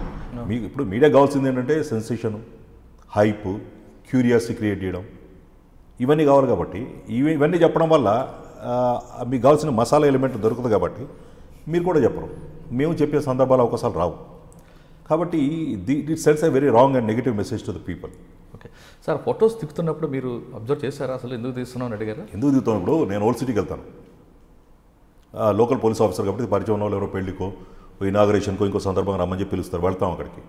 వెళ్ళిన తర్వాత రిబన్ కటింగ్ తర్వాత స్వీట్స్ ఉన్నప్పుడు అప్పుడు ఇప్పుడు ఆ చుట్టుపక్కల నుండి చాలామంది కుర్రవాళ్ళు వచ్చి సార్ మీతో ఫోటో దిగుతామని చెప్పి అడుగుతారు. అంటే వాళ్ళకి ఒకలాంటి ఇష్టము, క్యూరియాసిటీ, ఓ పోలీస్ ఆఫీసర్ని కలిసామన్నటువంటి ఉత్సాహం ఇవన్నీ ఉంటాయి. సో సబ్సిక్వెంట్ ఒక 5 ఏళ్ల తర్వాత ఈ నాతో ఫోటో దిగిన 10 మందిలో ఆల్రెడీ ఎవడన్నా అరెస్ట్ ఉండొచ్చు, నాకు తెలియదు. I do not know. ఆ ఫంక్షన్ నాలాగా వచ్చిన చాలా మందిలో వాళ్ళు ఒకళ్ళు, అందులో పీపాకట్ ఉన్నాడా ఇంకోటి వీలైనంతవరకు జాగ్రత్త పడతాం. స్టిల్ ఎవడో మా పక్క రావచ్చు. లేదు ఇవాళ నాతో నార్మల్గా ఉండి ఫోటో దిగిన వ్యక్తి ఒక 5-6 ఏళ్ళ తర్వాత సీరియస్ క్రైమ్లో ఇన్వాల్వ్ కావచ్చు. ఈ పాత ఫోటో తీసి అది కొట్టి బయట ఈ ఫోటోలో ఉన్న వ్యక్తి ప్రస్తుతం మర్డర్ కేసులో ఉన్నాడు, ఇతను పోలీస్ ఆఫీసర్తో ఎందుకు ఫోటో దిగాడంటే I simply treated as a stupidity. I feel sorry for them. వాళ్ళని చూసి జాలి అనిపిస్తుంది. వాళ్ళ మిడిమిడి జ్ఞానం తెలిసి. సాధారణంగా నయీం అనే వ్యక్తికి ఇది ఒక యాటిట్యూడ్, ఆఫీసర్లో ఫోటోలు దిగడం, తర్వాత బ్లాక్మెయిల్ చేయడం అనేది ఒక వార్త ఉంది. వాస్తవం బ్లాక్మెయిల్ అని అనుకోండి. బేసికల్లీ ఒకటి ఏమవుతుందంటే కొంతమందికి ఆపరేషన్స్ ఉంటాయి. నేను ఒక ఆపరేషన్లో మిమ్మల్ని వాడుతున్నాను నేను. సో ఇదంతా సీక్రెట్. ఫ్యూచర్లో నేను ఓనప్ చేయకపోవచ్చు, ఏమైనా సందర్భం వస్తే నేను ఒప్పుకోకపోవచ్చు. మీరు ముందు జాగ్రత్త చర్యగా మన ఇద్దరు మాట్లాడుకుంటున్నప్పుడు, కాఫీ తాగుతున్నప్పుడు మీ మిత్రులు ఒక పక్కన చెప్పి మధ్యపాటి గారు మనతో కూర్చున్నారు కదా ఫోటో తీయమని చెప్పారంటే I don't have any objection. ఎందుకంటే మనం మామూలుగా ఉన్నాం కదా, మీరు సీక్రెట్ కాదు, నేను సీక్రెట్ కాదు. సో ఫోటో తీసుకోవడం వల్ల ఇవాళ నాకు ఫ్యూచర్లో వచ్చే నష్టం గురించి పెద్దగా ఆలోచించాను. తీసుకుంటూ కూడా బ్లాక్మెయిల్ చేయడం అనేది ఎక్కడ మా దృష్టిలోకి రాలేదు. ఫోటోలు తీసుకుని బ్లాక్మెయిల్, జాగ్రత్త పట్టడానికి ముందు జాగ్రత్త, అతి జాగ్రత్త, ఇంకేమైనా అనొచ్చు. లేదు just maybe it could A typical practice. ఇప్పుడు కొంతమందికి కొన్ని పనులు చేస్తారు, దాని పెద్ద రీజన్ ఏమి ఉండదు. అంటే చాలామంది ఆఫీసర్లు ఏమంటుంటారంటే నయీం అనే వ్యక్తి ఆఫీసర్లు కలిసి ఫోటోలు తీసుకోవడం, తర్వాత ఆ స్టేషన్ లిమిట్స్లో ఆయనకి ఒక పని అవ్వకపోతే మీరు నాతో ఫోటో దిగారు, మీకు కాల్ చేశారు, మీకు అటువంటి సంఘటనలు ఎప్పుడు ఆ దృష్టిలోకి రాలేదు. I never Sen it. అది ఎందుకు తీసుకున్నాడు అనేది ఇట్స్ బియాండ్ మై కాంప్రహెన్షన్. మీరు అన్నట్టుగా 2 అవకాశాలు ఉన్నాయి. ఒకటి ఫ్యూచర్లో ఎప్పుడైనా ఈ పలానా ఆఫీస్తో నేను కొంతకాలం జర్నీ చేశాను, సెయిల్ చేశాను చెప్పడానికి మనకు వస్తానా? లేదు, ఎప్పుడన్నా ఫ్యూచర్లో నిజంగా అటువంటి క్రైసిస్ వస్తే దాన్ని నెగిటివ్గా బ్లాక్మెయిల్ చేయడానికి ఉపయోగించడానికా అనేది I'm not sure about it.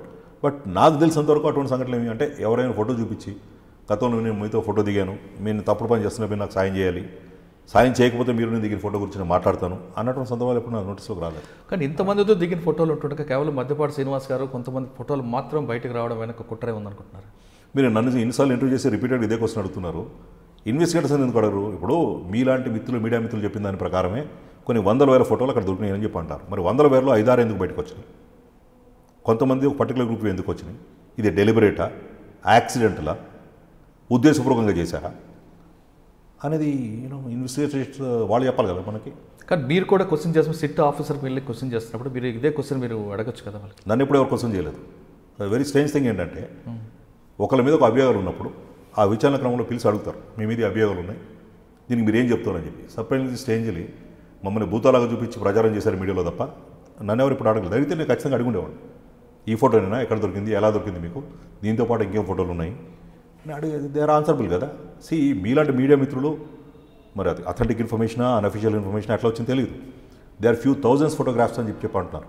ఈ ఫ్యూ థౌజండ్స్లో 5-6 బయటకు వచ్చినాయి అంటే వాళ్ళ అజాగ్రత్త, ఉద్దేశపూర్వకంగా చేశారా, యాదృచ్ఛికంగా జరిగిందా, యాక్సిడెంటల్గా జరిగింది తెలియదు నాకు. I'm not sure. సార్ మీకు సస్పెండ్ చేసినప్పుడు ఆ డైరీలో మీ పేర్లు ఉన్నాయి, పలానా పెద్దన్న చిన్నన్న ఇక్కడ రాశారు, పెద్దన్న మీరు అంటూ మిమ్మల్ని సస్పెండ్ చేశారు. ఆ డైరీలో మద్దిపాటి శ్రీనివాస్ గారు అని పేరు రాయకుండా పెద్దన్నతో కలిశాను రాసుకున్నప్పుడు కిందను కూడా చిన్నతోనో చిన్నాన్నతోనో పెద్దన్నతోనో కలిసినట్టు రాసుకుంటారు జనరల్గా ఆ డైరీలో పేజ్. 10 గంటలకి అయితే 11, 12, 1 గంట. మీకు ఇచ్చిన పేపర్లో మీ పేరు తర్వాత మీ పేరు కింద కానీ మీ పేరు పై కానీ అంటే మీ పేరు పర్టికులర్ మద్దిపాటి శ్రీనివాస్ గారి పేరు లేకపోయినా పెద్దన్న అంటూ మీరు మిమ్మల్ని వాళ్ళు కోడ్ చేశారు కాబట్టి ఆ పెద్దన్న ముందు ఎవరు కలిశారు, పెద్దన్న తర్వాత ఎవరిని కలిశారని రాసుకున్నారు కదా, ఆ కాగితంలో ఎవరి పేర్లు ఉన్నాయి?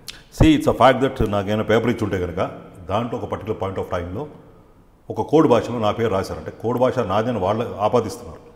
ఆయన ఎవరు అగ్రీడ్ ఇట్, నేను ఎప్పుడు ఒప్పుకోలేదు. అది పక్కన పెడదాం ఫర్ అ మూమెంట్. పెద్దన్న, చిన్నన్న, ఎల్లయ్య, మల్లయ్య ఏదో పేరు రాశారు, ఈ పేరు మీదే.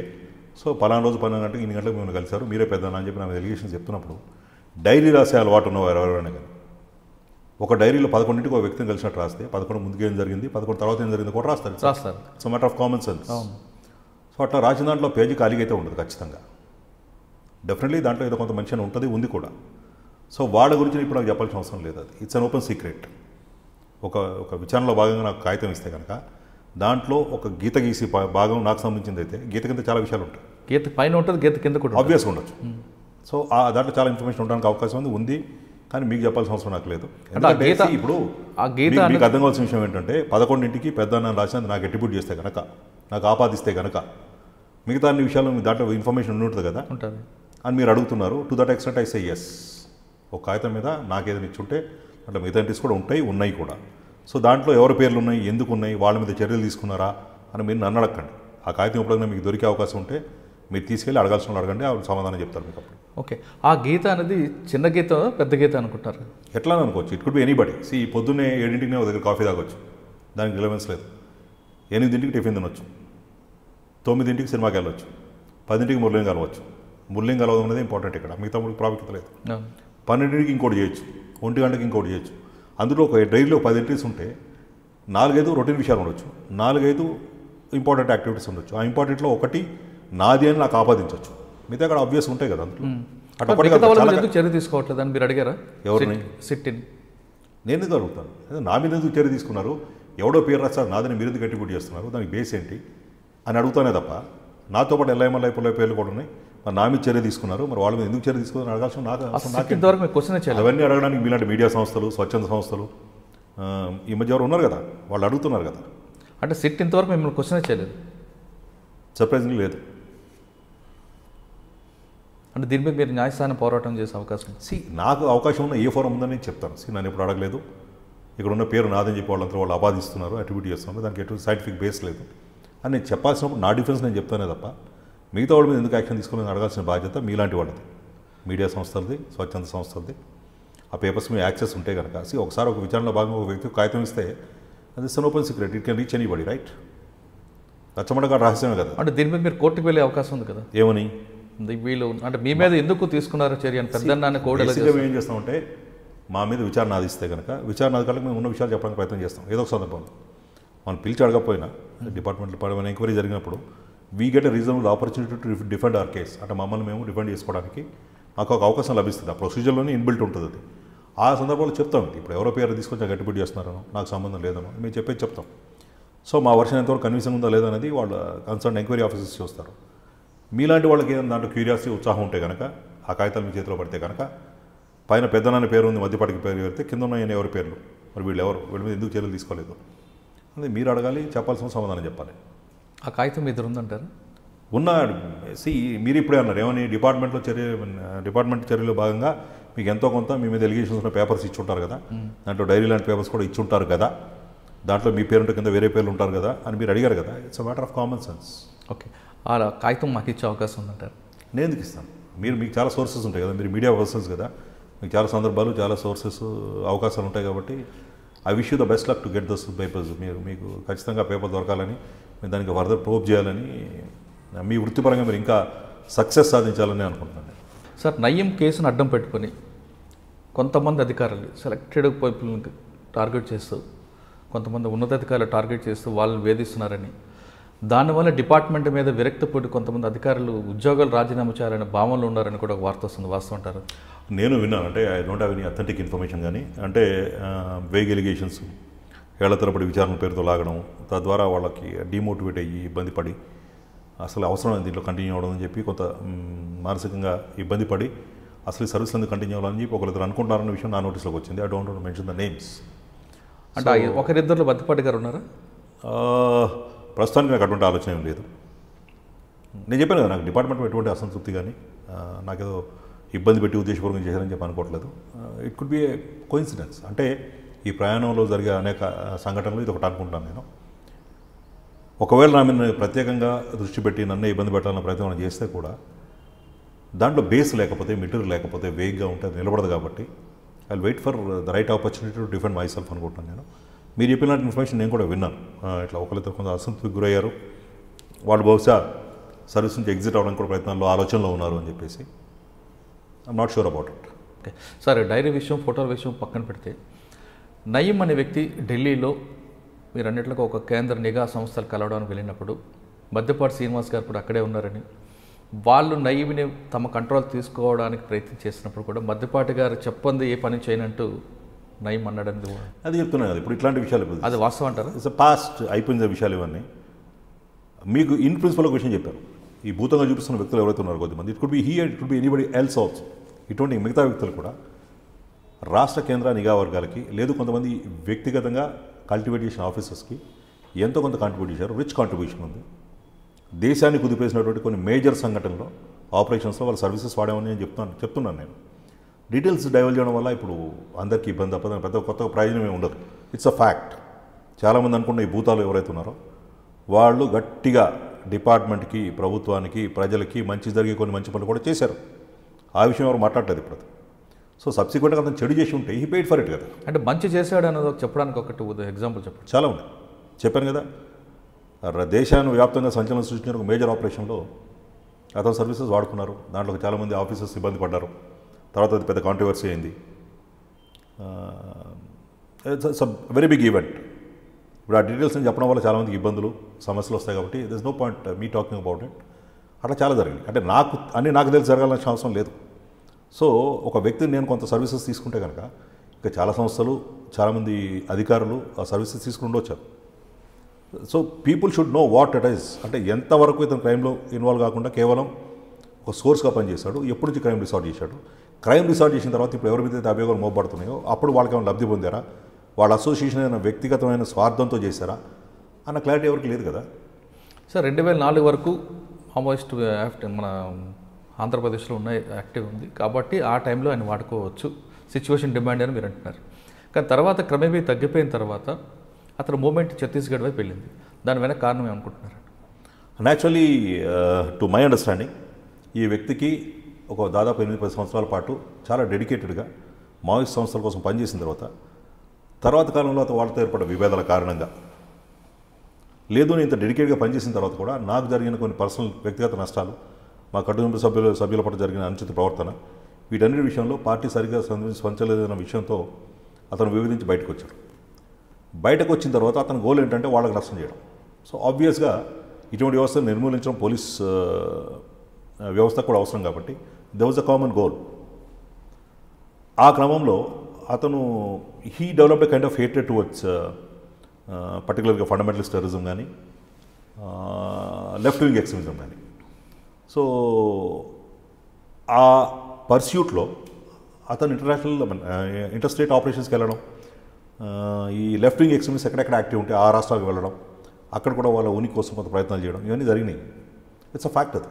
ఓకే, ఆ రాష్ట్రం వెళ్ళినప్పుడు అక్కడ ఉన్న అధికారులు కూడా మద్దిపాటి శ్రీనివాస్ గారు నయం గురించి గుడ్ సర్టిఫికేట్ ఇచ్చారని కూడా ఒకటి ఉంది. గుడ్ బ్యాడ్ సర్టిఫికేట్ ఇవ్వడం కాదు. బేసిక్గా ఏదైనా ఒక సోర్స్ని ఎవరైనా రెఫర్ చేసేటప్పుడు, ట్యాగ్ చేసేటప్పుడు అతని నేపథ్యం, అతని గతంలో చేసిన కాంట్రిబ్యూషన్స్, ఆపరేషన్స్, రిలయబిలిటీ, ట్రస్ట్వర్దినెస్, ఇటువంటి విషయం అతను అడుగుతారు. సో జనరల్ మేము చెప్తాం ఆ ప్రీవియస్ కాంట్రిబ్యూషన్స్ ఏమున్నాయి, how trustworthy is and how capable, how potential is అనే విషయాలు మాట్లాడతాం మేము. అది వాళ్ళు వ్యాలిడేట్ చేసుకోవాలి.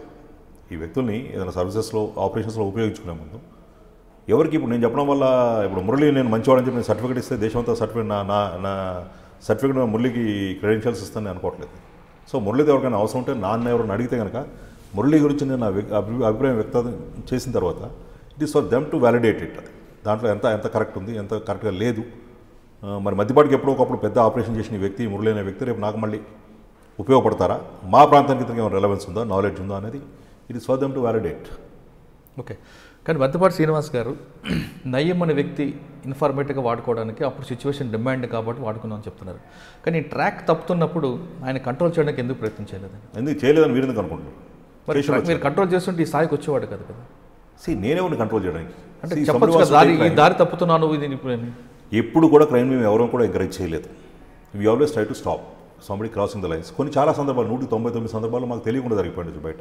బట్ విషయాలు వినపడుతుంటాయి, మాకు తెలవాల్సిన అవసరం లేదు ప్రతిదీ. కానీ అప్పుడే వార్నింగ్ చేయొచ్చు కదండి. వార్నింగ్ చేయలేదు మీరు ఎట్లా అనుకుంటున్నారు? చేస్తుంటే దారి తప్పేవాడు కాదేమో అన్నది, ఈ స్థాయికి వచ్చేవాడు కాదు కదా. I don't think so. వ్యక్తులు వాళ్ళ అవసరాలు, పరిస్థితులు మనం is not a bird in my hand, right? నా చేతిలో చిన్న పక్షి అంటే కాదు నేను కంట్రోల్ చేయడానికి. సో నేనే ఉంటాను అంటే సరే, కొంతమంది మేము చూస్తుండడానికి పోయామనుకుందాం, లేదు అతని పట్ల కొంత సానుకూలత, సాఫ్ట్ కార్నర్ ఉందనుకుందాం. మరి ఇంత పెద్ద నిఘా వ్యవస్థలు, ఇంత పెద్ద పోలీసు వ్యవస్థ, వేల లక్షల మంది ఆఫీసర్లు, వీళ్ళందరూ ఏం చేస్తారు? అందరికైతే ఆయనకి ఇటువంటి వ్యక్తులకు అనుకూలంగా లేరు కదా. What prevented them from controlling him, stopping him there, taking legal action against him? ఏం ఆపిందంటారు? తెలియదు అంటారు వీళ్ళందరికీ? తెలియకుండా ఎక్కడ ఉంటారు మరి? తెలియకుండా వ్యవస్థలో మరి అట్లాంటప్పుడు 5-6 వ్యక్తులకు ఎందుకు ఆపాదిస్తున్నారు అది? సో ఎంటైర్ వ్యవస్థ అంతా చూస్తూ ఉండిపోయినప్పుడు, వినకుండిపోయినప్పుడు అది నాట్ ఆన్సరబుల్. మేము పరోక్షంగా సహకరించామనో, కొంత సానుకూలత ప్రదర్శించామనో, లేదు చూస్తున్నట్టు పోయామని అనుకుంటున్నప్పుడు మిగతా వాళ్ళంతా చేసిందంటే ఒక 4-5 వ్యక్తులు కలిసి ఇంత పెద్ద వ్యవస్థను ఆపగలుగుతాము. సో లేదు ఆ వ్యక్తిని, అతని యాక్టివిటీస్ని అరికట్టాలనుకున్నప్పుడు మరి ఇప్పుడు ఎట్లా అరికట్టగలిగారు?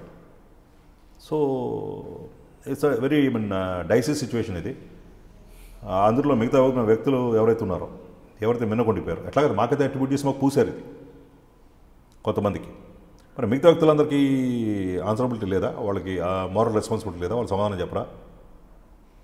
కానీ ఇన్ఫార్మేటివ్ వ్యవస్థ అన్నది చాలా అవసరం, ఆ సిచ్యువేషన్ డిమాండ్ చేసింది అంటారు.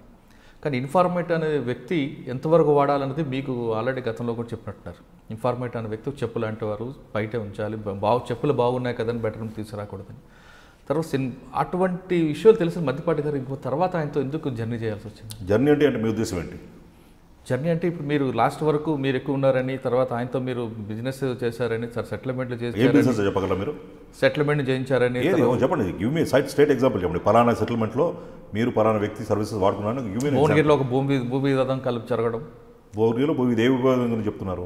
భువనగిరిలో ఒక ల్యాండ్ సెటిల్మెంట్, రామచంద్రపురం సంబంధించిన వ్యక్తితో మద్దిపాటి గారు కలిసి ఒక ల్యాండ్ సెటిల్మెంట్ చేశారని, తర్వాత పటోలు గోవర్ధన్ లాంటి వ్యక్తులు, మరి కొంతమంది వ్యక్తులు హత్య వెనక కూడా మద్దిపాటి గారు చూసి చూడండి వదిలిపెట్టారని కూడా. నాకేం సంబంధం? ఎంటైర్ స్టేట్కి నేను రెస్పాన్సిబిలిటీ కాదు కదా. ఎక్కడెక్కడ క్రైమ్ జరుగుతున్నా ఆ ఏరియాలో పోలీస్ ఆఫీసర్స్ ఉంటారు కదా. పటోలు గోవర్ధన్ అనే వ్యక్తి అక్కడ మర్డర్ జరిగితే కనుక, కానీ ఆయన చనిపోయే ముందు కూడా డైరీలో రాసుకున్నాడు కదా చావు వెనక మద్దిపాటి గారని. అతను గతంలో 2-3 సార్లు అతను చేసిన సీరియస్ క్రైమ్ని నేను గట్టిగా అడ్డుకున్నాను కాబట్టి, అరెస్ట్ చేశాను కాబట్టి, డిటెక్ట్ చేశాను కాబట్టి has a kind of grudge for me. So ఇట్లా చేసేవాళ్ళు చాలామంది దే పే ఫర్ ఇట్ అని చెప్పి నేను అన్నందుకు అతను ముందుగా ఊహించుకొని ఒక హైపోథెటికల్ సిచ్యువేషన్, ఊహాజనితమైన సిచ్యువేషన్ తీసుకుని ఈ నాకు ఫ్యూచర్లో ఇప్పుడు నష్టం జరిగితే పలానా వ్యక్తి బాధ్యులు అని చెప్పి రాసినంత మాత్రాన I'm not responsible for that. ఎప్పుడు జరిగింది ఈ పట్టాల గోవర్ధన్ రెడ్డి మాట్లాడితే? 2009 అనుకుంటా. రైట్, 2009 తర్వాత అందులో కొంతమంది నేరస్తులు అరెస్ట్ అయితే మరి ఇప్పుడు ఈ వ్యక్తి కూడా ప్రమేయం ఉందని మీరు అంటారు కాబట్టి ఈ వ్యక్తిని అడ్డుకోవడానికి, అరెస్ట్ చేయడానికి, ఆపడానికి ఏమడం వచ్చింది మొత్తం వ్యవస్థకి? అంటే అప్పుడు అబ్స్కాండింగ్ చూపించుకొచ్చారు కదా అందరూ. ఎందుకు చూపించారంటున్నాను నేను, దట్స్ వాట్ ఐఎమ్ ఆస్కింగ్. కానీ చాలా అప్పుడు జరిగిన మీరు అన్నట్లుగా 2004 నుంచి 2009 వరకు జరిగిన రాష్ట్రంలో జరిగిన హత్యల వెనుక ఓన్లీ ఆ A1 నయీం కనిపిస్తాడు, మిగతా A2, A3, A4 అరెస్ట్ అవుతారు. A1 ఒక్క నయీం మాత్రం ఎందుకు అరెస్ట్ కాకుండా ఉన్నాడు? అదే నేను అడుగుతున్నాను, ఎందుకు చేయలేదు అని అడుగుతున్నాను. సో మీరేమంటున్నారు? మీరు అతని పట్ల సానుకూలత ఉంది, మీరు సాఫ్ట్గా అంటే మీరుని కాకుండా కొంతమంది అధికారులు అతను సహకరించి బట్టి అతను ఎంతమంది ఉంటారు? Handful of people, 5-10-15 people. So మిగతాది మొత్తం వ్యవస్థ అంతా ఏం చేస్తుంది?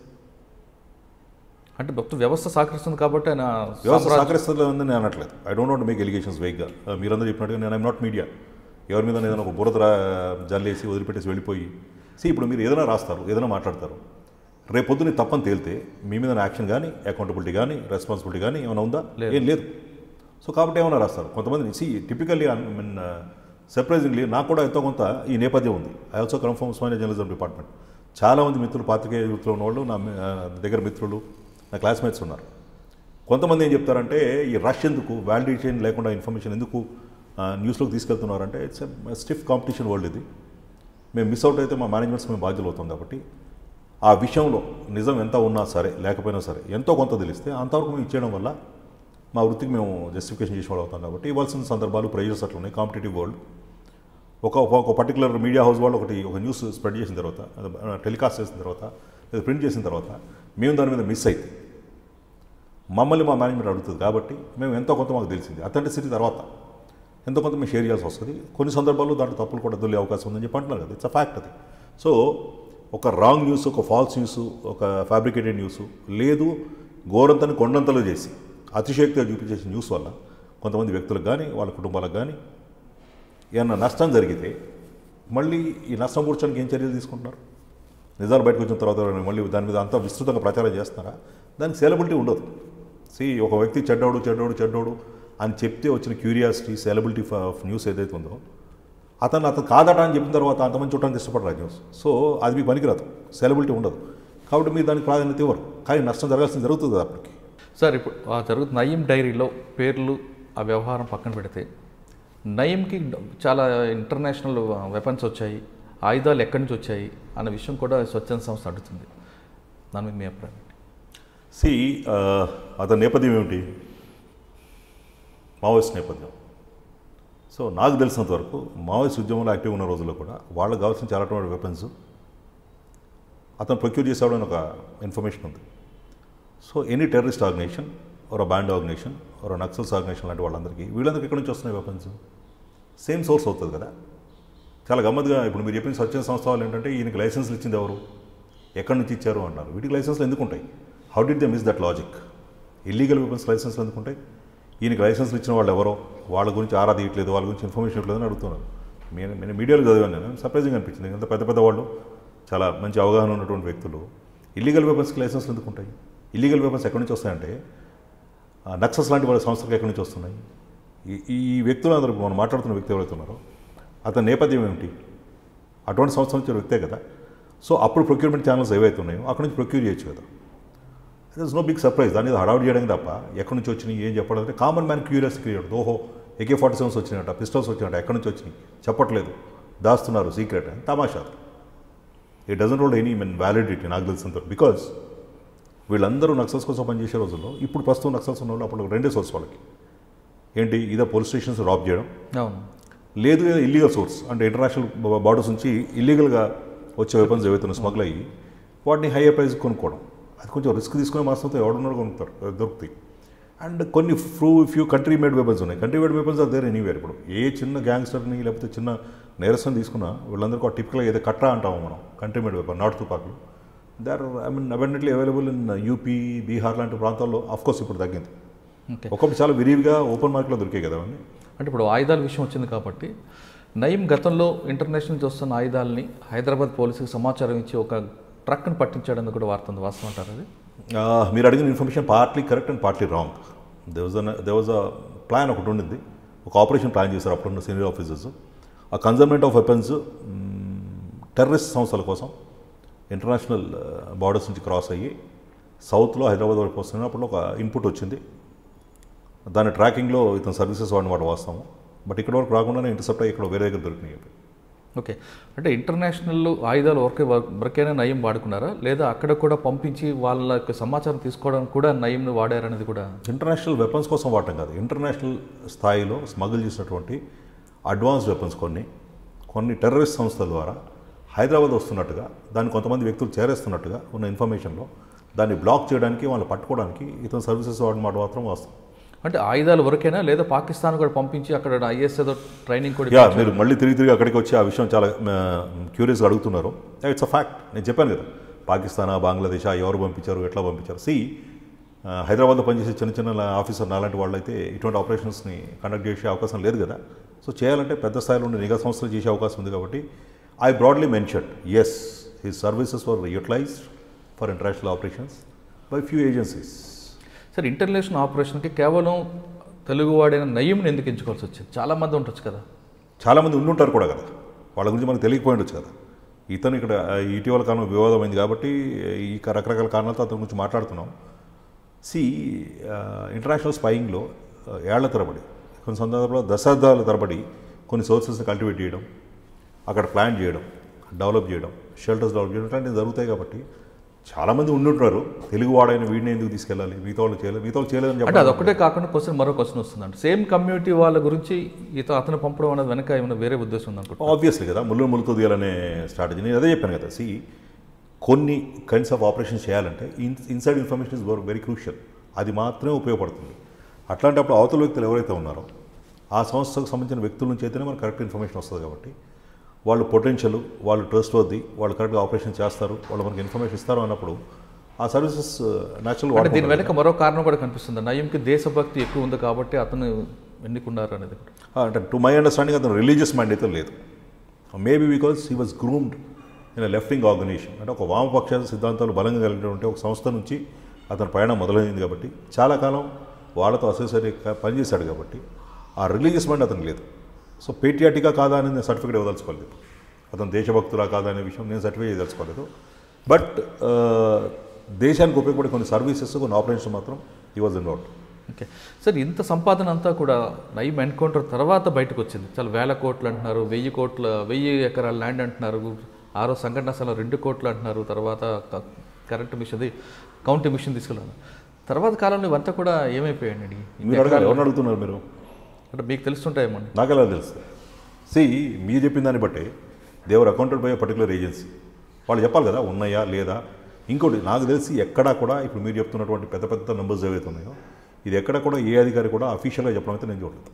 మీడియా రిపోర్ట్ చేయడం, ఇది అటా అది అటా అని ఒక వేగ్ అజంప్షన్స్ తప్ప కాంక్రీట్గా ఎప్పుడైనా నేను చెప్పిన సందర్భం ఉంది. Will save a report. ఇప్పుడు ఒక దర్యాప్తు సంస్థ ఏదైనా సందర్భంగా వాళ్ళ దగ్గర ఇన్ఫర్మేషన్ ఫిగర్స్ ఏమైనా ఉంటే కనుక అథెంటిక్ ఇవ్వాలి కదా. అది దానికి కదా మనం ట్రస్ట్ అవ్వాల్సింది. ఇప్పుడు వేగ్గా ఇదట అదట అంటే దానికి హౌ కెన్ బి ఆన్సర్? కానీ మీకు సస్పెండ్ చేసినప్పుడు ఏ బేసిక్ మీద మీకు పంపించారండి? అంటే పలానా వ్యక్తిని మీరు కలిసినట్టుగా కొన్ని ఆధారాలు ఉన్నాయని చెప్పేసి, అక్కడ ఏదో డైరీలో ఎంట్రీస్ ఉన్నాయని చెప్పి అటువంటి కొన్ని బేస్ చేసుకుని they put allegations against us. So to my knowledge ఎక్కడ కూడా మా పేర్లు లేవు. దాంట్లో ఏ కోడ్ పేర్లు ఉంటే అవి మా పేర్లు అని చెప్పేసి వీళ్ళు అజ్యూమ్ చేసుకొని ఎవరైతే ఉన్నారో దానికి అథెంటిసిటీ క్రైటీరియా ఏంటో నాకు కూడా తెలియదు. I'm so surprised. వాడు ఎలా అంటే మీరు, మళ్ళీ అంటే పలానా అయినా మాకు తెలుసు, మేము అడిగామని చెప్పి మాట్లాడతారు. కానీ మరి మీరు ఎల్లయ్య నేను కాదు, పొల్లయ్య నేను కాదు అంటే మీరు సిట్ ఆఫీసర్ల ముందు మీరు నన్ను అడిగే సందర్భం ఎప్పుడు వస్తే ఖచ్చితంగా చెప్పేవాడు. Surprisingly I was never question. ఇప్పుడు ఒక వ్యక్తి మీద అభియోగాలు మోపడ్డ తర్వాత ప్రాథమికంగా పిలిచి మరి విచారించి మరి ఇట్లా ఉంది, మరి దీని మీద అలిగేషన్స్ ఉన్నాయి, లేదు ఇన్ఫర్మేషన్ మా దగ్గర ఉంది, దీనికి సంబంధించి మీరు ఏం చెప్తున్నా అడుగుతారు జనరల్గా. మరి I did not get that chance. నన్ను ఎవరు ఎప్పుడు అడగలేదు. కానీ నయీం ఇంటికి వెళ్ళి మీరు భోజనం చేశారని కూడా ఎక్కడ లేదు. అది ఎవరు ఇప్పుడు మీరే చెప్తున్నారు, ఫస్ట్ టైం వింటున్నాను నేను. నయీం ఇంటికి పోయి భోజనం చేశారని చెప్పేసి మరి మీకెవరు చెప్పారు నాకు తెలియదు. నేను ఇప్పుడు వెళ్ళలేదు, నేను భోజనం చేయలేదు. We know the limits. కాకపోతే కొన్ని సందర్భాలు ఏముందంటే కొన్ని ఆపరేషన్స్ జరిగిన తర్వాత దాని తాలూకా అవశేషాలు కొంతకాలం మిగిలిపోతాయి. ఇప్పుడు మీకు ఎగ్జాంపుల్ ఒకటి చెప్పాను నేను, ఒక అంతర్జాతీయ ఆపరేషన్ ఒకటి ఏదో జరిగిందన్నాను. దానిలో చాలా పెద్ద పెద్ద వాళ్ళు ఇన్వాల్వ్ అయ్యారు. ఆ సంఘటన జరిగి చాలా కాలం అయినప్పటికీ దాని తాలూకు అవశేషాలు, ట్రయల్స్ కానీ ఎంక్వైరీస్ కానీ రకరకాలుగా అవి నిన్న మొన్నటి వరకు కూడా కంటిన్యూ అయ్యాయి. అది కంటిన్యూ అయినంత వరకు we have kind of obligation towards them. So వాళ్ళని యాంటగనైజ్ చేసినట్టు పనులు మేము చేయలేం కాబట్టి ఇప్పుడు ఇవాళ మురళితో ఒక ఆపరేషన్ చేశాను. ఈ ఆపరేషన్ ఇక్కడ క్లోజ్ అయిపోయింది. దీని తాలూకా పరిణామాలు ఒక 8-10 ఏళ్ళు ఉంటాయి. 8-10 సంవత్సరాలు కూడా నేను మురళితో స్నేహంగా ఉండడానికి ప్రయత్నం చేస్తాను. అట్లీస్ట్ స్నేహంగా లేకపోయినా మురళిని యాంటగనైజ్ చేసి ఒక సంక్షోభం పెట్టి, ఇబ్బంది పెట్టి, ఇరిటేట్ చేసే ప్రయత్నం అయితే అట్లీస్ట్ చేయండి. ఇట్స్ బేసిక్ కామన్ సెన్స్ అది. ఓకే, అంటే మీరు అన్నట్లుగా ఆ ఇంటర్నేషనల్ ఆపరేషన్ తర్వాత ఆ ఆఫీసర్ని సేవ్ చేయడానికి నయీంను కొంతకాలం కాపాడారనుకోవచ్చా? ఎవరు కాపాడారు? నేను కొంతమంది ఆఫీసర్లు అది ఉంది కదా ఎలిగేషన్. చాలామంది చెప్తున్నారు కదా, కాపాడారు, దాచారు, అందుకే అతను పట్టుకోలేకపోయాము అని. సో దాచిన వాళ్ళు గొప్పతనమా, పట్టుకోలేకపోయిన వాళ్ళు చేతకంతనం? అది ఎట్లా చూడాలి దీన్ని? వేగ్ ఎలిగేషన్స్ ఇవ్వాలి, ఎక్కడ కాంక్రీట్గా లేదు. అంటే సిబిఐ లాంటి సంస్థ కూడా నయీం కోసం వెతికిన దొరకలేని పరిస్థితి తీసుకొచ్చారంటే మనం ఏమనుకోవాలి? ఇప్పుడు చాలామంది నక్సల్స్, ఇప్పుడు కేంద్ర సంఘం సభ్యులు నక్సల్స్ గత 30 సంవత్సరాలు దొరకని వాళ్ళు చాలామంది ఉన్నారు. సో వీళ్ళ అసక్తత, వీళ్ళ చేతకంతనమా, వాళ్ళ తెలివా, వాళ్ళకు కూడా పోలీస్ ఆఫీసర్ సాయం చేస్తారా? పెద్ద పెద్ద నక్సల్ లీడర్స్ని గత 30 సంవత్సరాలు ఎవరు పట్టుకోలేకపోతున్నాం కదా. So does it mean that they are being supported by some police officer? అంటే కొంతమంది పోలీస్ ఆఫీసర్ సహకరించడం వల్ల మిగతా పోలీస్ ఆఫీసర్లను పట్టుకోలేకపోతారట. నేరం చేసేవాడు, తప్పించుకుని తిరిగేవాడు, వాడికి మార్గాలు వాడికి ఉంటాయి, 100 మార్గాలు ఉంటాయి. వాడు రకరకాల సోర్సెస్ నుంచి ఇన్ఫర్మేషన్ తీసుకుంటాడు, జాగ్రత్త పడతారు. సో ఈవెన్చువల్లీ ఎంతకాలం పరిగెత్తినా తప్పు చేసినవాడు ఎక్కడి దగ్గర దెబ్బతింటాడు, పడతాడు. ఇప్పుడు జరిగింది కూడా అదే కదా సార్. ఇప్పుడు మీకు కొంతమంది అంటే నయీం 130 డైరీల్లో చాలామంది టాప్ లెవెల్లో ఆఫీసర్లు, పొలిటీషియన్స్ పేర్లు ఉన్నాయి, కొంతమంది బిజినెస్ మెన్ పేర్లు ఉన్నాయి. ఆ పొలిటీషియన్ని, కొంతమంది టాప్లో ఉన్న ఆఫీసర్ని రక్షించడానికి మీలాంటి వాళ్ళని కొంతమంది బలిపశు చేశారంటే ఒక స్వచ్ఛంద సంస్థ చాలా క్లియర్గా చెప్తుంది. మీరు అంగీకరిస్తారా? అది వాళ్ళు ఏ ఆధారంతో వాళ్ళు చెప్తున్నారో నాకు తెలీదు. సో కొంతమందిని మీకు ప్రాథమికంగా మీరు ఒక వ్యక్తితో పరిచయం ఉందో, స్నేహం ఉందో, లేదా ప్రయాణం చేశారో, తను కలిసారన్న ఎలిగేషన్స్తో యాక్షన్ తీసుకున్నప్పుడు వాస్తవం. మిగతా వాళ్ళందరి గురించి చెప్పడానికి నా దగ్గర అతనికి ఇన్ఫర్మేషన్ లేదు. మీరు ఇప్పుడు డైరీస్ గురించి చెప్పారు.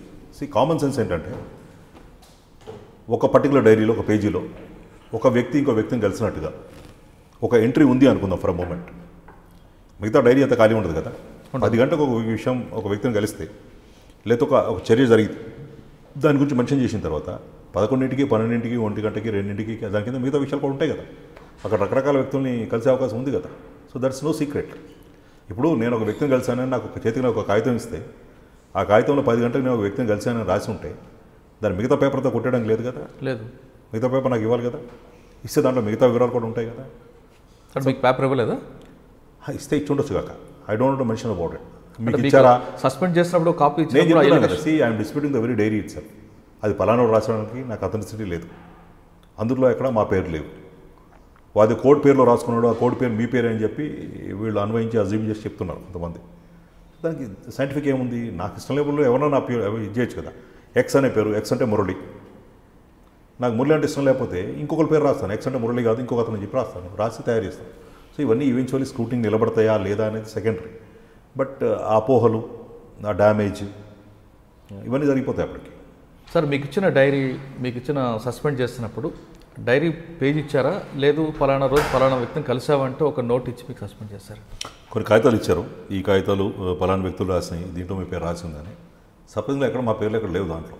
సో దాంట్లో కోడ్ పేరు ఉందట, అది మాదట, అది అని అన్వయించి చెప్తున్నారు. మరి మీరు ఆ విషయాన్ని గట్టిగా అడగచ్చు కదా. సందర్భం మమ్మల్ని మేము డిఫెండ్ చేసుకుంటాం కదా. సో ఎంక్వైరీ జరిగే క్రమంలో డెఫినెట్లీ విల్ పుట్ ఫోర్త్ ఆ డిఫరెన్స్. ఎక్కడ ఏదో ఎల్ఐఎం రాసింటే అది నా పేరు నువ్వు ఎట్లా అనుకుంటున్నావు?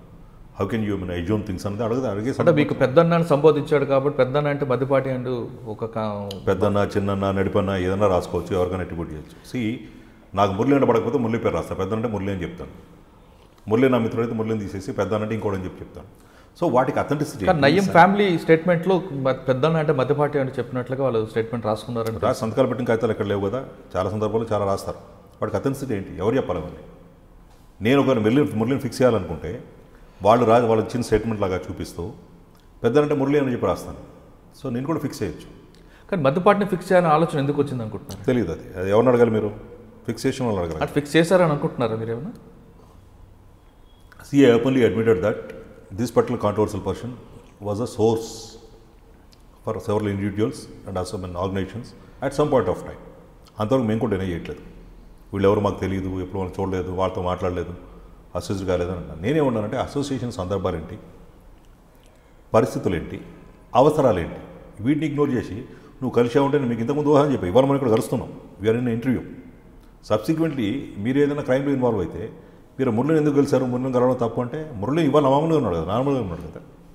సో నార్మల్గా ఉన్న వ్యక్తులను కలవడం వల్ల వచ్చే నష్టం ఏంటో అంటే మామూలుగా మురళి కలవడం వేరు, మురళి మద్యపాటిని అడ్డం పెట్టుకుని డబ్బులు సంపాదిస్తే నేరం వస్తుంది కదా, దానికి మద్యపాటికి ఖచ్చితంగా ఎక్కడ ఉందా మద్యపాటిని అడ్డం పెట్టి సంపాదించుకున్నాడు అని చెప్పి. అంటే మద్యపాటి ఒకటే కాకుండా మిగతా మంది ఆఫీసర్ సపోర్ట్ చేయబట్టే నయీం సామ్రాజ్యం, నేర సామ్రాజ్యం పెరిగిందనేది. మళ్ళీ I'm coming back to the same question. ఇప్పుడు 5-6 మీద ఎలిగేషన్స్ పెట్టారు మురళి. 5-6 సపోర్ట్తో ఒక వ్యక్తి నేరాలు చేస్తుంటే entire system what is it doing తెలియదు వాళ్ళందరికీ. కళ్ళు మూసుకున్నారా, నిద్రపోతున్నారా, ఇంతకాలం ఎందుకు యాక్షన్ తీసుకోలేదు కదా? ఇంతకాలం తీసుకోవాలన్న ప్రభుత్వం ఇప్పుడు ఎందుకు తీసుకుంది అనుకుంటున్నారు?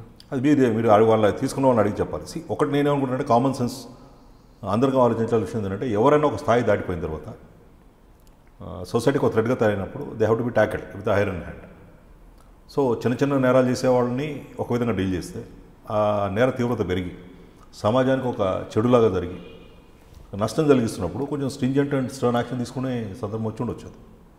కానీ ఇన్ఫార్మేట్ అనేవాడు పులి లాంటి వాడు, పులి మీద స్వారీ లాంటిదే మా ఉద్యోగం అంటూ కొంతమంది ఆఫీసులు అంటున్నారు. అంటే పులి మీద కూర్చున్నసేపు బాగానే ఉంటుంది, కింద దిగితే పులి మా మీద కూడా దాడి చేసే అవకాశం ఉంది కాబట్టి నయీంని కొంత సహకరించామని కొంతమంది ఆఫీసులు. ఇది కొంచెం రొమాంటిక్గా సినిమాటిక్గా ఉంటుంది స్టోరీలు, పులి దిగడం ఇవన్నీ. కానీ నేను వ్యక్తిగత నా అభిప్రాయం ఏంటంటే ఇన్ఫార్మేటివ్ వ్యవస్థ అనేది ఇండిస్పెన్సిబుల్. అప్పుడు ఇప్పుడు కూడా అఫ్కోర్స్ ఇప్పుడు ఒక అడ్వాంటేజ్ ఏంటంటే కొంత టెక్నాలజీ విస్తృతంగా పెరిగింది కాబట్టి ఓరల్ ఇన్ఫర్మేషన్, ఆ ఇన్ఫార్మేటివ్ వ్యవస్థ ప్రాధాన్యత ఎంతో కొంత తగ్గింది. This is not dispute about, but this nothing which can really beat the human intelligence.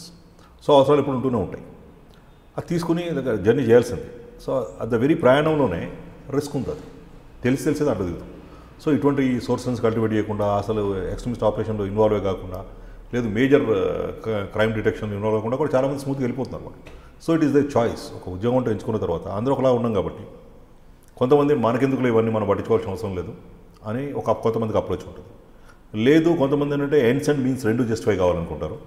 కొంతమంది ఏంటంటే గోల్ని క్రాష్ చేసే క్రమంలో కొంత మీన్స్ని అంటే గమ్యం కరెక్ట్ అయితే మార్గం కొంత డివేట్ చేసి అంటే క్రైమ్ ట్యాకిల్ చేస్తాం కాబట్టి, క్రిమినల్స్ హ్యాండిల్ చేస్తాం కాబట్టి వాళ్ళని అదుపు చేసే క్రమంలో ఇంకో క్రిమినల్ని ఇన్ఫర్మేషన్ తీసుకోవడమో, వాడుకోవడమో, అసోసియేట్ అవ్వడమో అవడం వల్ల సత్వరంగా ఇఫెక్టివ్గా చర్యలు ఉంటాయని చెప్పి అనుకున్నప్పుడు కొంతమంది డివేట్ అవుతారు.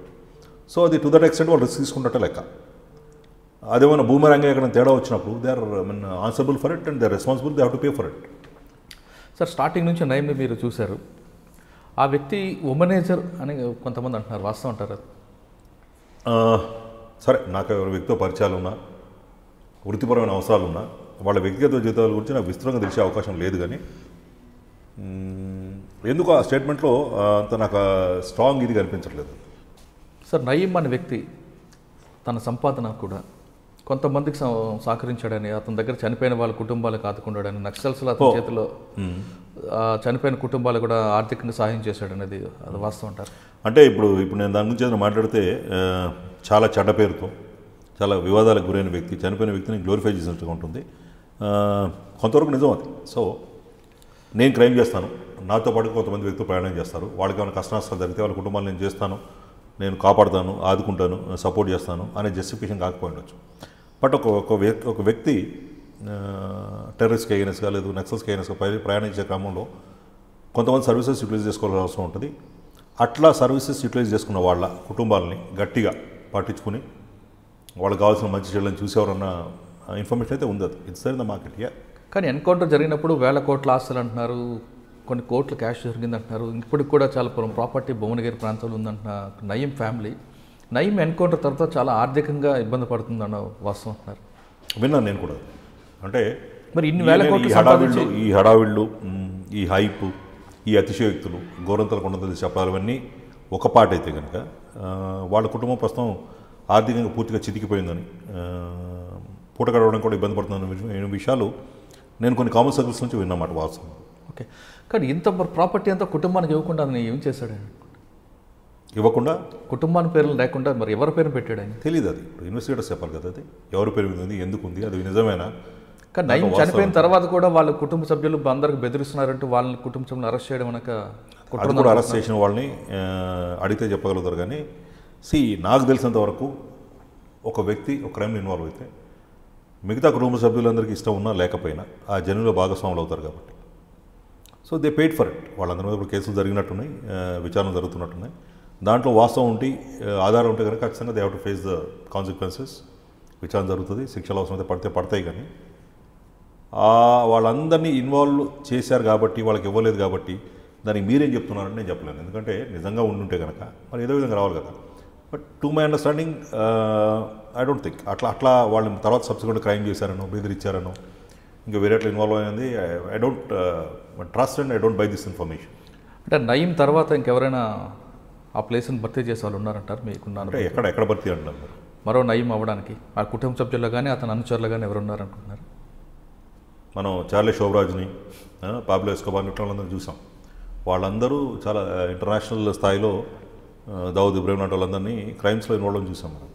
రేపు దావూద్ ఇబ్రాహిం చనిపోయిన తర్వాత లేదు ఇటువంటి పోలీస్కి దొరికిన తర్వాత ఇంకో దావూద్ ఇబ్రాహిం లాంటి వాడు మళ్ళీ తయారవుతాడా అనేది హైపోథెటికల్కి వస్తున్నది, ఊహాజనితమైన సిచ్యువేషన్. దానికి నా దగ్గర సమాధానం ఉండదు, నేను భవిష్యత్తు అని చెప్పలేను. ఓకే, భువనగిరిలో ఒక సాధారణ వ్యక్తి నక్సలైట్గా మారడం, తర్వాత అతను పోలీసులు తీసుకురావడం లాంటి నయీం, అంటే సాధారణ వ్యక్తి నుండి ఒక గ్యాంగ్స్టర్గా ఎదిగిన నయీం ఈ స్థాయికి ఎదుగుతాడని, ఇంత సామ్రాజ్యాన్ని స్థాపిస్తాడని మీరు ఎప్పుడైనా ఊహించారు? అసలు చెప్పాను కదా, నాకు భవిష్యత్తు తెలియదు, ఎవరి జర్నీ ఏంటో తెలియదు. రేపు మురళి ఇట్లాగే ఉంటాడా, ఐడీమ్స్లో కంటిన్యూ అవుతాడా, ఒక మీడియా వాళ్ళకి అధిపతి అవుతాడా, ఒక ఇంటర్నేషనల్ క్రిమినల్ అవుతాడా, ఒక రాజకీయ నాయకుడు అవుతాడా, నాకు ఎట్లా తెలుసు? How can I say? True ఇవాళ గురించి మాట్లాడుతాను. నాకు మురళి అనే వ్యక్తి గురించి ఎంతో కొంత ఉన్న అవగాహన బట్టి, సంవత్సరాన్ని బట్టి బ్రాడ్గా లేదు అని చెప్తాను. అంటే పరిస్థితులు, సందర్భాలు, సిచ్యువేషన్స్, అవసరాలు మనిషిని ఎక్స్ట్రీమ్ కన్నా తీసుకెళ్తాయి. That is the human life, చూస్తూనే ఉన్నాం మనం అందరం. సో మీకు తెలుసోలేదు, ఈ దావూద్ ఇబ్రాహిం అనే ఇంటర్నేషనల్ టెర్రరిస్ట్ ఒక హెడ్ కానిస్టేబుల్ కొడుకు. సో ఒక టిపికల్, అంటే వాళ్ళ నాన్నగారికి చాలా మంచి పేరు ఉందని, చాలా డిసిప్లిన్ అని, డిపార్ట్మెంట్లో చాలా మంచి పేరు ఉందని, ఇతను స్టార్టింగ్లో తప్పులు చేసినప్పుడు గట్టిగా దండించేవాడని, ఇవన్నీ కూడా విన్నాం. సో అటువంటి గ్రూమింగ్ ఉండేటువంటి మంచి ఇంట్లో పుట్టి, ఒక పోలీస్ హెడ్ కానిస్టేబుల్లో పుట్టిన వ్యక్తి అంతర్జాతీయంగా టెర్రరిజంకి వెళ్ళిపోయి ఇంత డివాస్టేటింగ్ ఎఫెక్ట్ తీసుకొస్తాడని అప్పుడు ఎవరు ఊహించలేదు. సో మరి ఎందుకు జరిగింది అనే దానికి వీ కెనాట్ గివ్. దావూద్ విషయం పక్కన పెడితే నయీం స్టోరీలోకి వస్తే, నయీం కూడా ఒక సాధారణ కుటుంబంలో పుట్టి, వాళ్ళ నాన్నగారు ఒక గవర్నమెంట్ ఎంప్లాయీ, చిన్న కుటుంబం నుంచి వచ్చిన వ్యక్తి ఈ స్థాయికి వస్తున్నాడు అన్నది మీరు ఎలాగో ఊహించలేదు అంటున్నారు. కానీ ఇంత స్థాయికి వెళ్ళడానికి కుటుంబ నేపథ్యం అంటున్నారా, లేదా పోలీస్ సపోర్టా? ఎందుకు ఆ విధంగా నేర సామ్రాజ్యం అయిపోయినా? నేనేమనుకుంటాను, ఇనీషియల్గా మొండితనం, ధైర్యం, ప్లానింగ్, తెలివి అని రావడం కారణం వామపక్ష తీవ్రవాదంతో అసోసియేట్ అవడం అని నేను అనుకుంటున్నాను.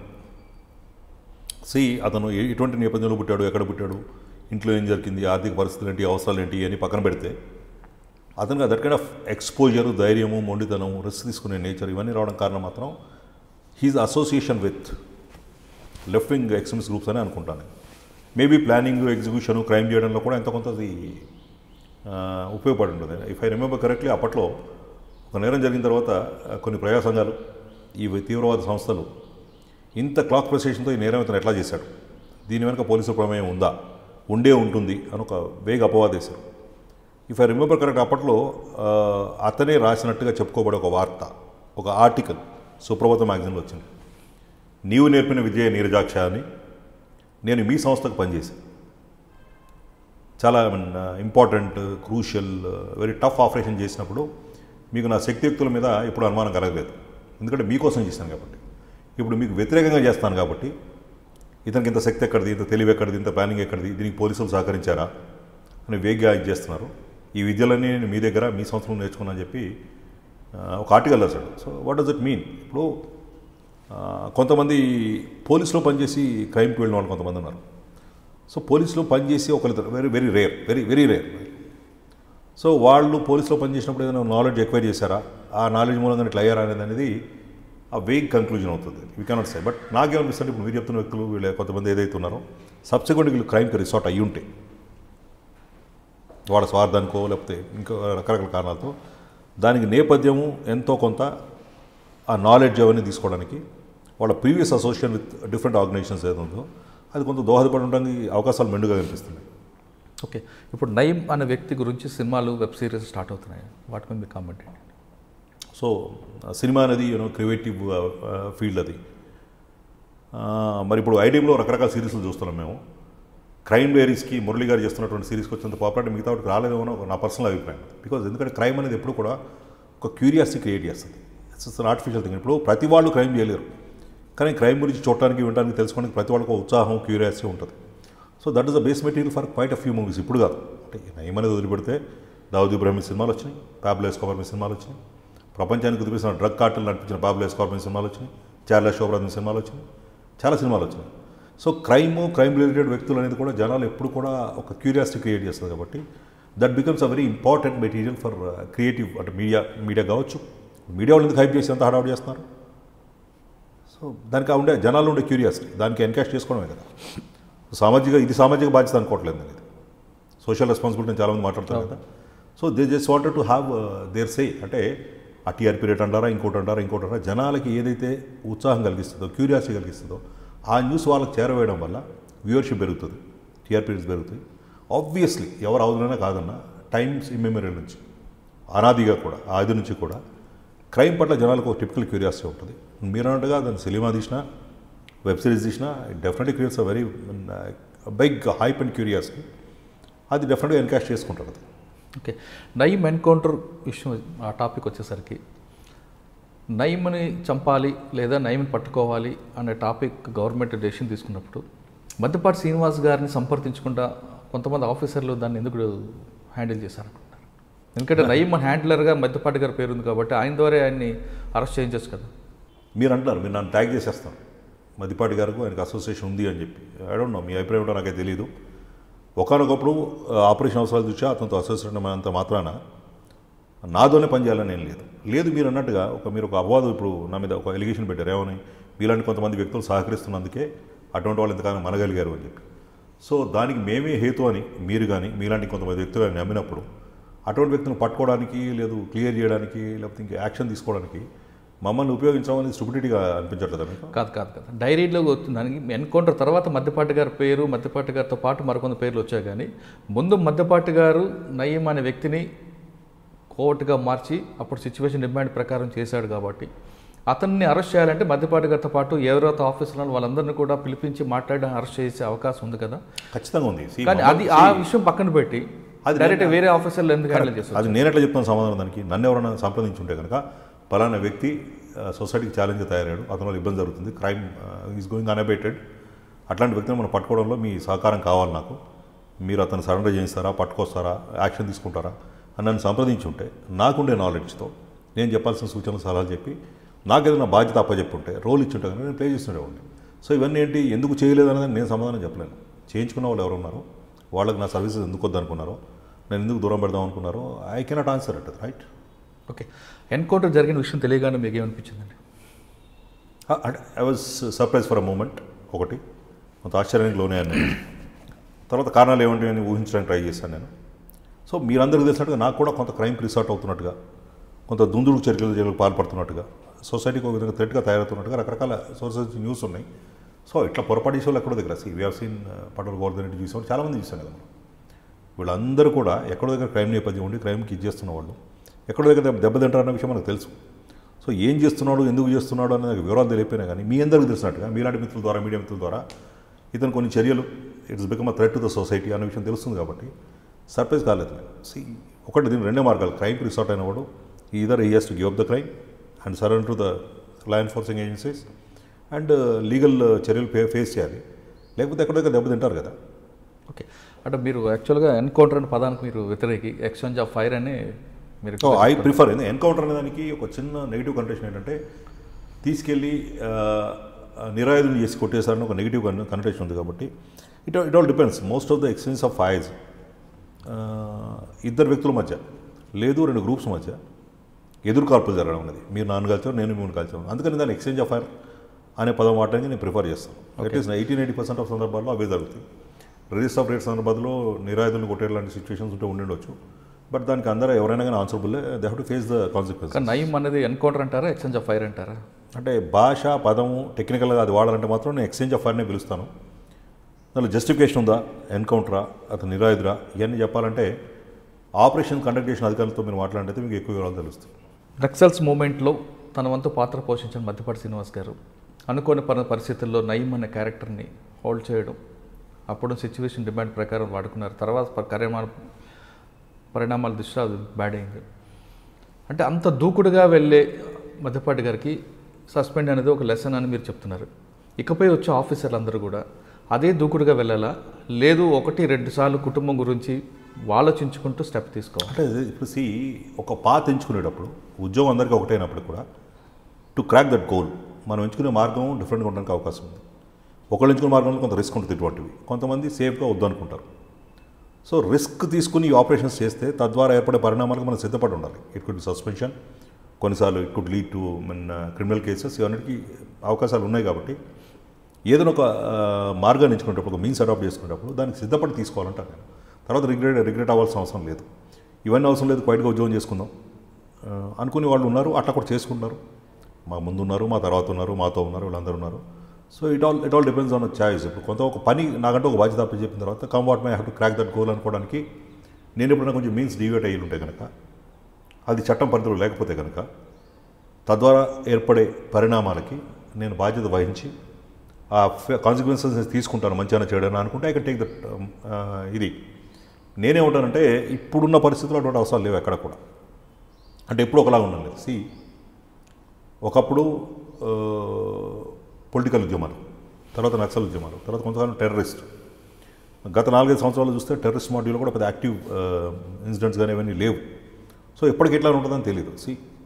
Crime is immemorial. మానవ జాతి మనుగడ ఉన్నంతకాలం క్రైమ్ ఉంటూనే ఉంటుంది. దాన్ని ఇరాడికేట్ చేయడం ఉండదు. దాన్ని వీలైనంత వరకు తొక్కడానికి మనం ప్రయత్నం చేయాలి. కంప్లీట్గా జీరో క్రైమ్ వచ్చే అవకాశం మీకు అనిపిస్తుంది? ఉండదు. వీలైనంత ఎఫెక్టివ్గా జనాలకి మంచి చేసే విధంగా దాన్ని ఆపే ప్రయత్నం చేయాలి. కాబట్టి ఆ ప్రయత్నం చేస్తూనే పోతాం. సమస్యలు ఎప్పుడు కొత్తవి వస్తాయి అనుకుంటాను నేను. ఇది వెళ్ళిపోతే ఇంకోటి వస్తుంది, ఇది వెళ్ళిపోతే ఇంకోటి వస్తుంది, ఇది వెళ్ళిపోతే ఇంకోటి వస్తుంది. సో మారుతున్న పరిస్థితుల దృష్టి ఎప్పుడేముంది, cyber crime is a big challenge. మనుషులు కలవకుండానే కూడా they are resorting to crime. So internet, లేకపోతే technology, artificial intelligence, machine learning ఇవన్నీ వచ్చిన తర్వాత క్రైమ్ ఉంది. కానీ క్రైమ్ ఇంకో కొత్త పుంతలు, కొత్త పందాలోకి వెళ్ళింది. సో క్రైమ్ ఎప్పుడు అయిపోద్దని అనుకోవట్లేదు. ఏ క్రైమ్ అయినా సరే క్రాక్ చేసే క్రమంలో మనం ఎంచుకున్న మార్గం ఏదైతే ఉందో తద్వారా ఏర్పడే మంచి చెడులకు మనమే తీసుకోవాల్సిన బాధ్యత ఉంది. కాబట్టి we should take a call. అంటే నేను అడిగిన క్వశ్చన్లో మీరు అప్పుడు అంత రిస్క్ తీసుకొని చేయబట్టి ఈ ప్రాబ్లం ఫేస్ చేశారు. ఇప్పుడున్న ఆఫీసర్లు అంత రిస్క్ తీసుకోవాల్సిన అవసరం ఉందా? అసలు సమస్యలే లేవంటున్నాను నేను. అటువంటి ఇప్పుడు సమస్య వేరే రూపంలోకి వచ్చే అవకాశం ఉంది. కాబట్టి ఇప్పుడు నేనేమంటానంటే మీరు అడిగిన క్వశ్చన్ ఏంటంటే ఇప్పుడు కూడా అటువంటి పరిస్థితులే ఉంటే ఈ అనుభవం తర్వాత మళ్ళీ కూడా మీరు అటువంటి మార్గం ఎంచుకుంటారా?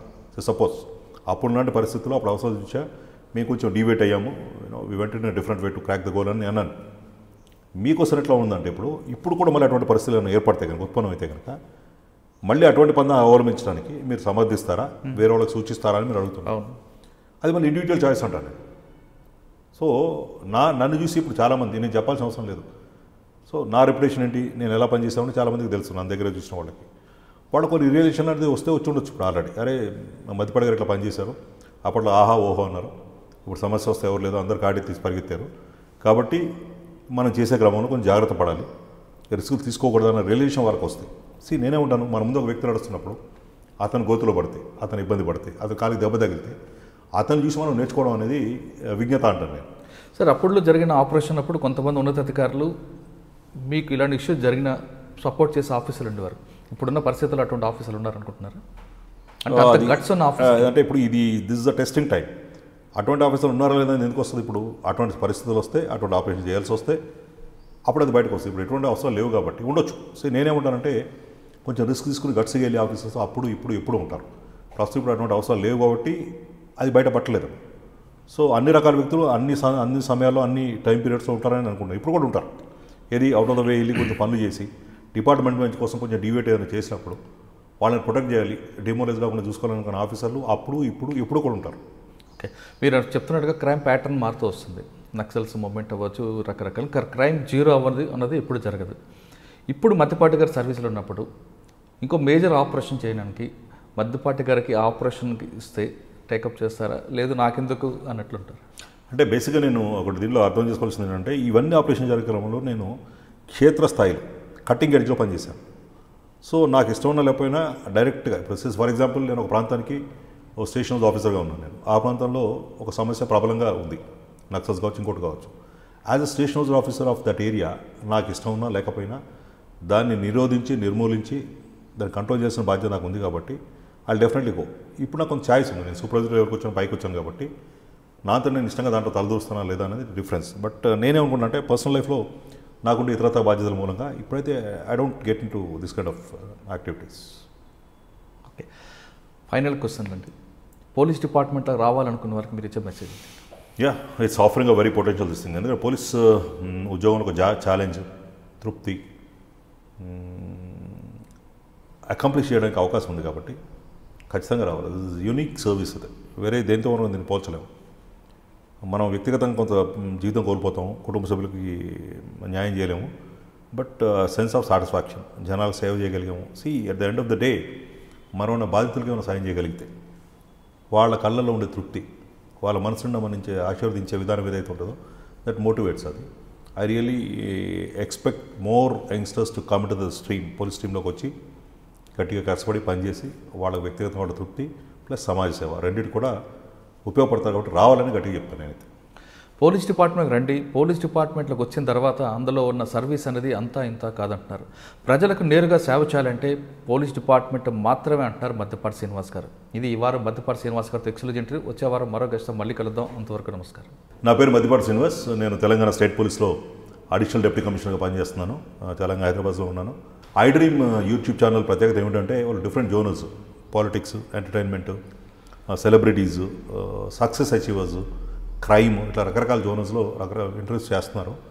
The best part of it is ఏంటంటే బిఫోర్ ఇంటర్వ్యూయింగ్ ఎనీ పర్సన్ వాళ్ళ నేపథ్యం, వాళ్ళకి సంబంధించిన పూర్తి ఇన్ఫర్మేషన్ సేకరించి చాలా క్షుణ్ణంగా డీటెయిల్డ్గా వెళ్ళి యాంటగనైజ్ చేయకుండా చేస్తున్నారు. And it makes a very interesting watch. ఇప్పుడు నేను if you look at various YouTube channels, ఐ డ్రీమ్కి ఉన్నటువంటి రీచ్ కానీ పాపులారిటీ కానీ చాలా ఎక్కువగా ఉంది. I thoroughly enjoy. అంటే చాలామంది నా సహచరులు లేదు ఇతర సెలబ్రిటీస్ వీళ్ళందరూ ఎవరైతే ఉన్నారో వాళ్ళకి సంబంధించిన చాలా వ్యక్తిగతమైన విషయాలు, వృత్తిపరమైన విషయాలు కూడా మనకు తెలియని విషయాలు ఐ డ్రీమ్స్ ద్వారా తెలుస్తుంది. That's an interesting YouTube channel to watch. Last couple of years 2-3 years నుంచి ఐ డ్రీమ్ని రెగ్యులర్గా ఫాలో అవుతున్నాను. దీంట్లో భాగస్వామిని కూడా అయ్యాను. ఇది నా 2వ ఇంటర్వ్యూ ఐ డ్రీమ్లో. That makes a very interesting watch. కాబట్టి మీ అందరికీ నా రిక్వెస్ట్, అపీల్ ఏమిటంటే you please do subscribe iDream channel and watch it. That makes a very interesting watch. Hello, this is Renu Desai. Please subscribe to iDream. Subscribe iDream. For more videos, subscribe iDream. Hi, this is Revati Chaudhary. For more videos, please subscribe iDream. For more videos, please subscribe iDream. మీరందరూ కూడా iDream ఛానల్ని subscribe చేయాలని కోరుకుంటున్నాను.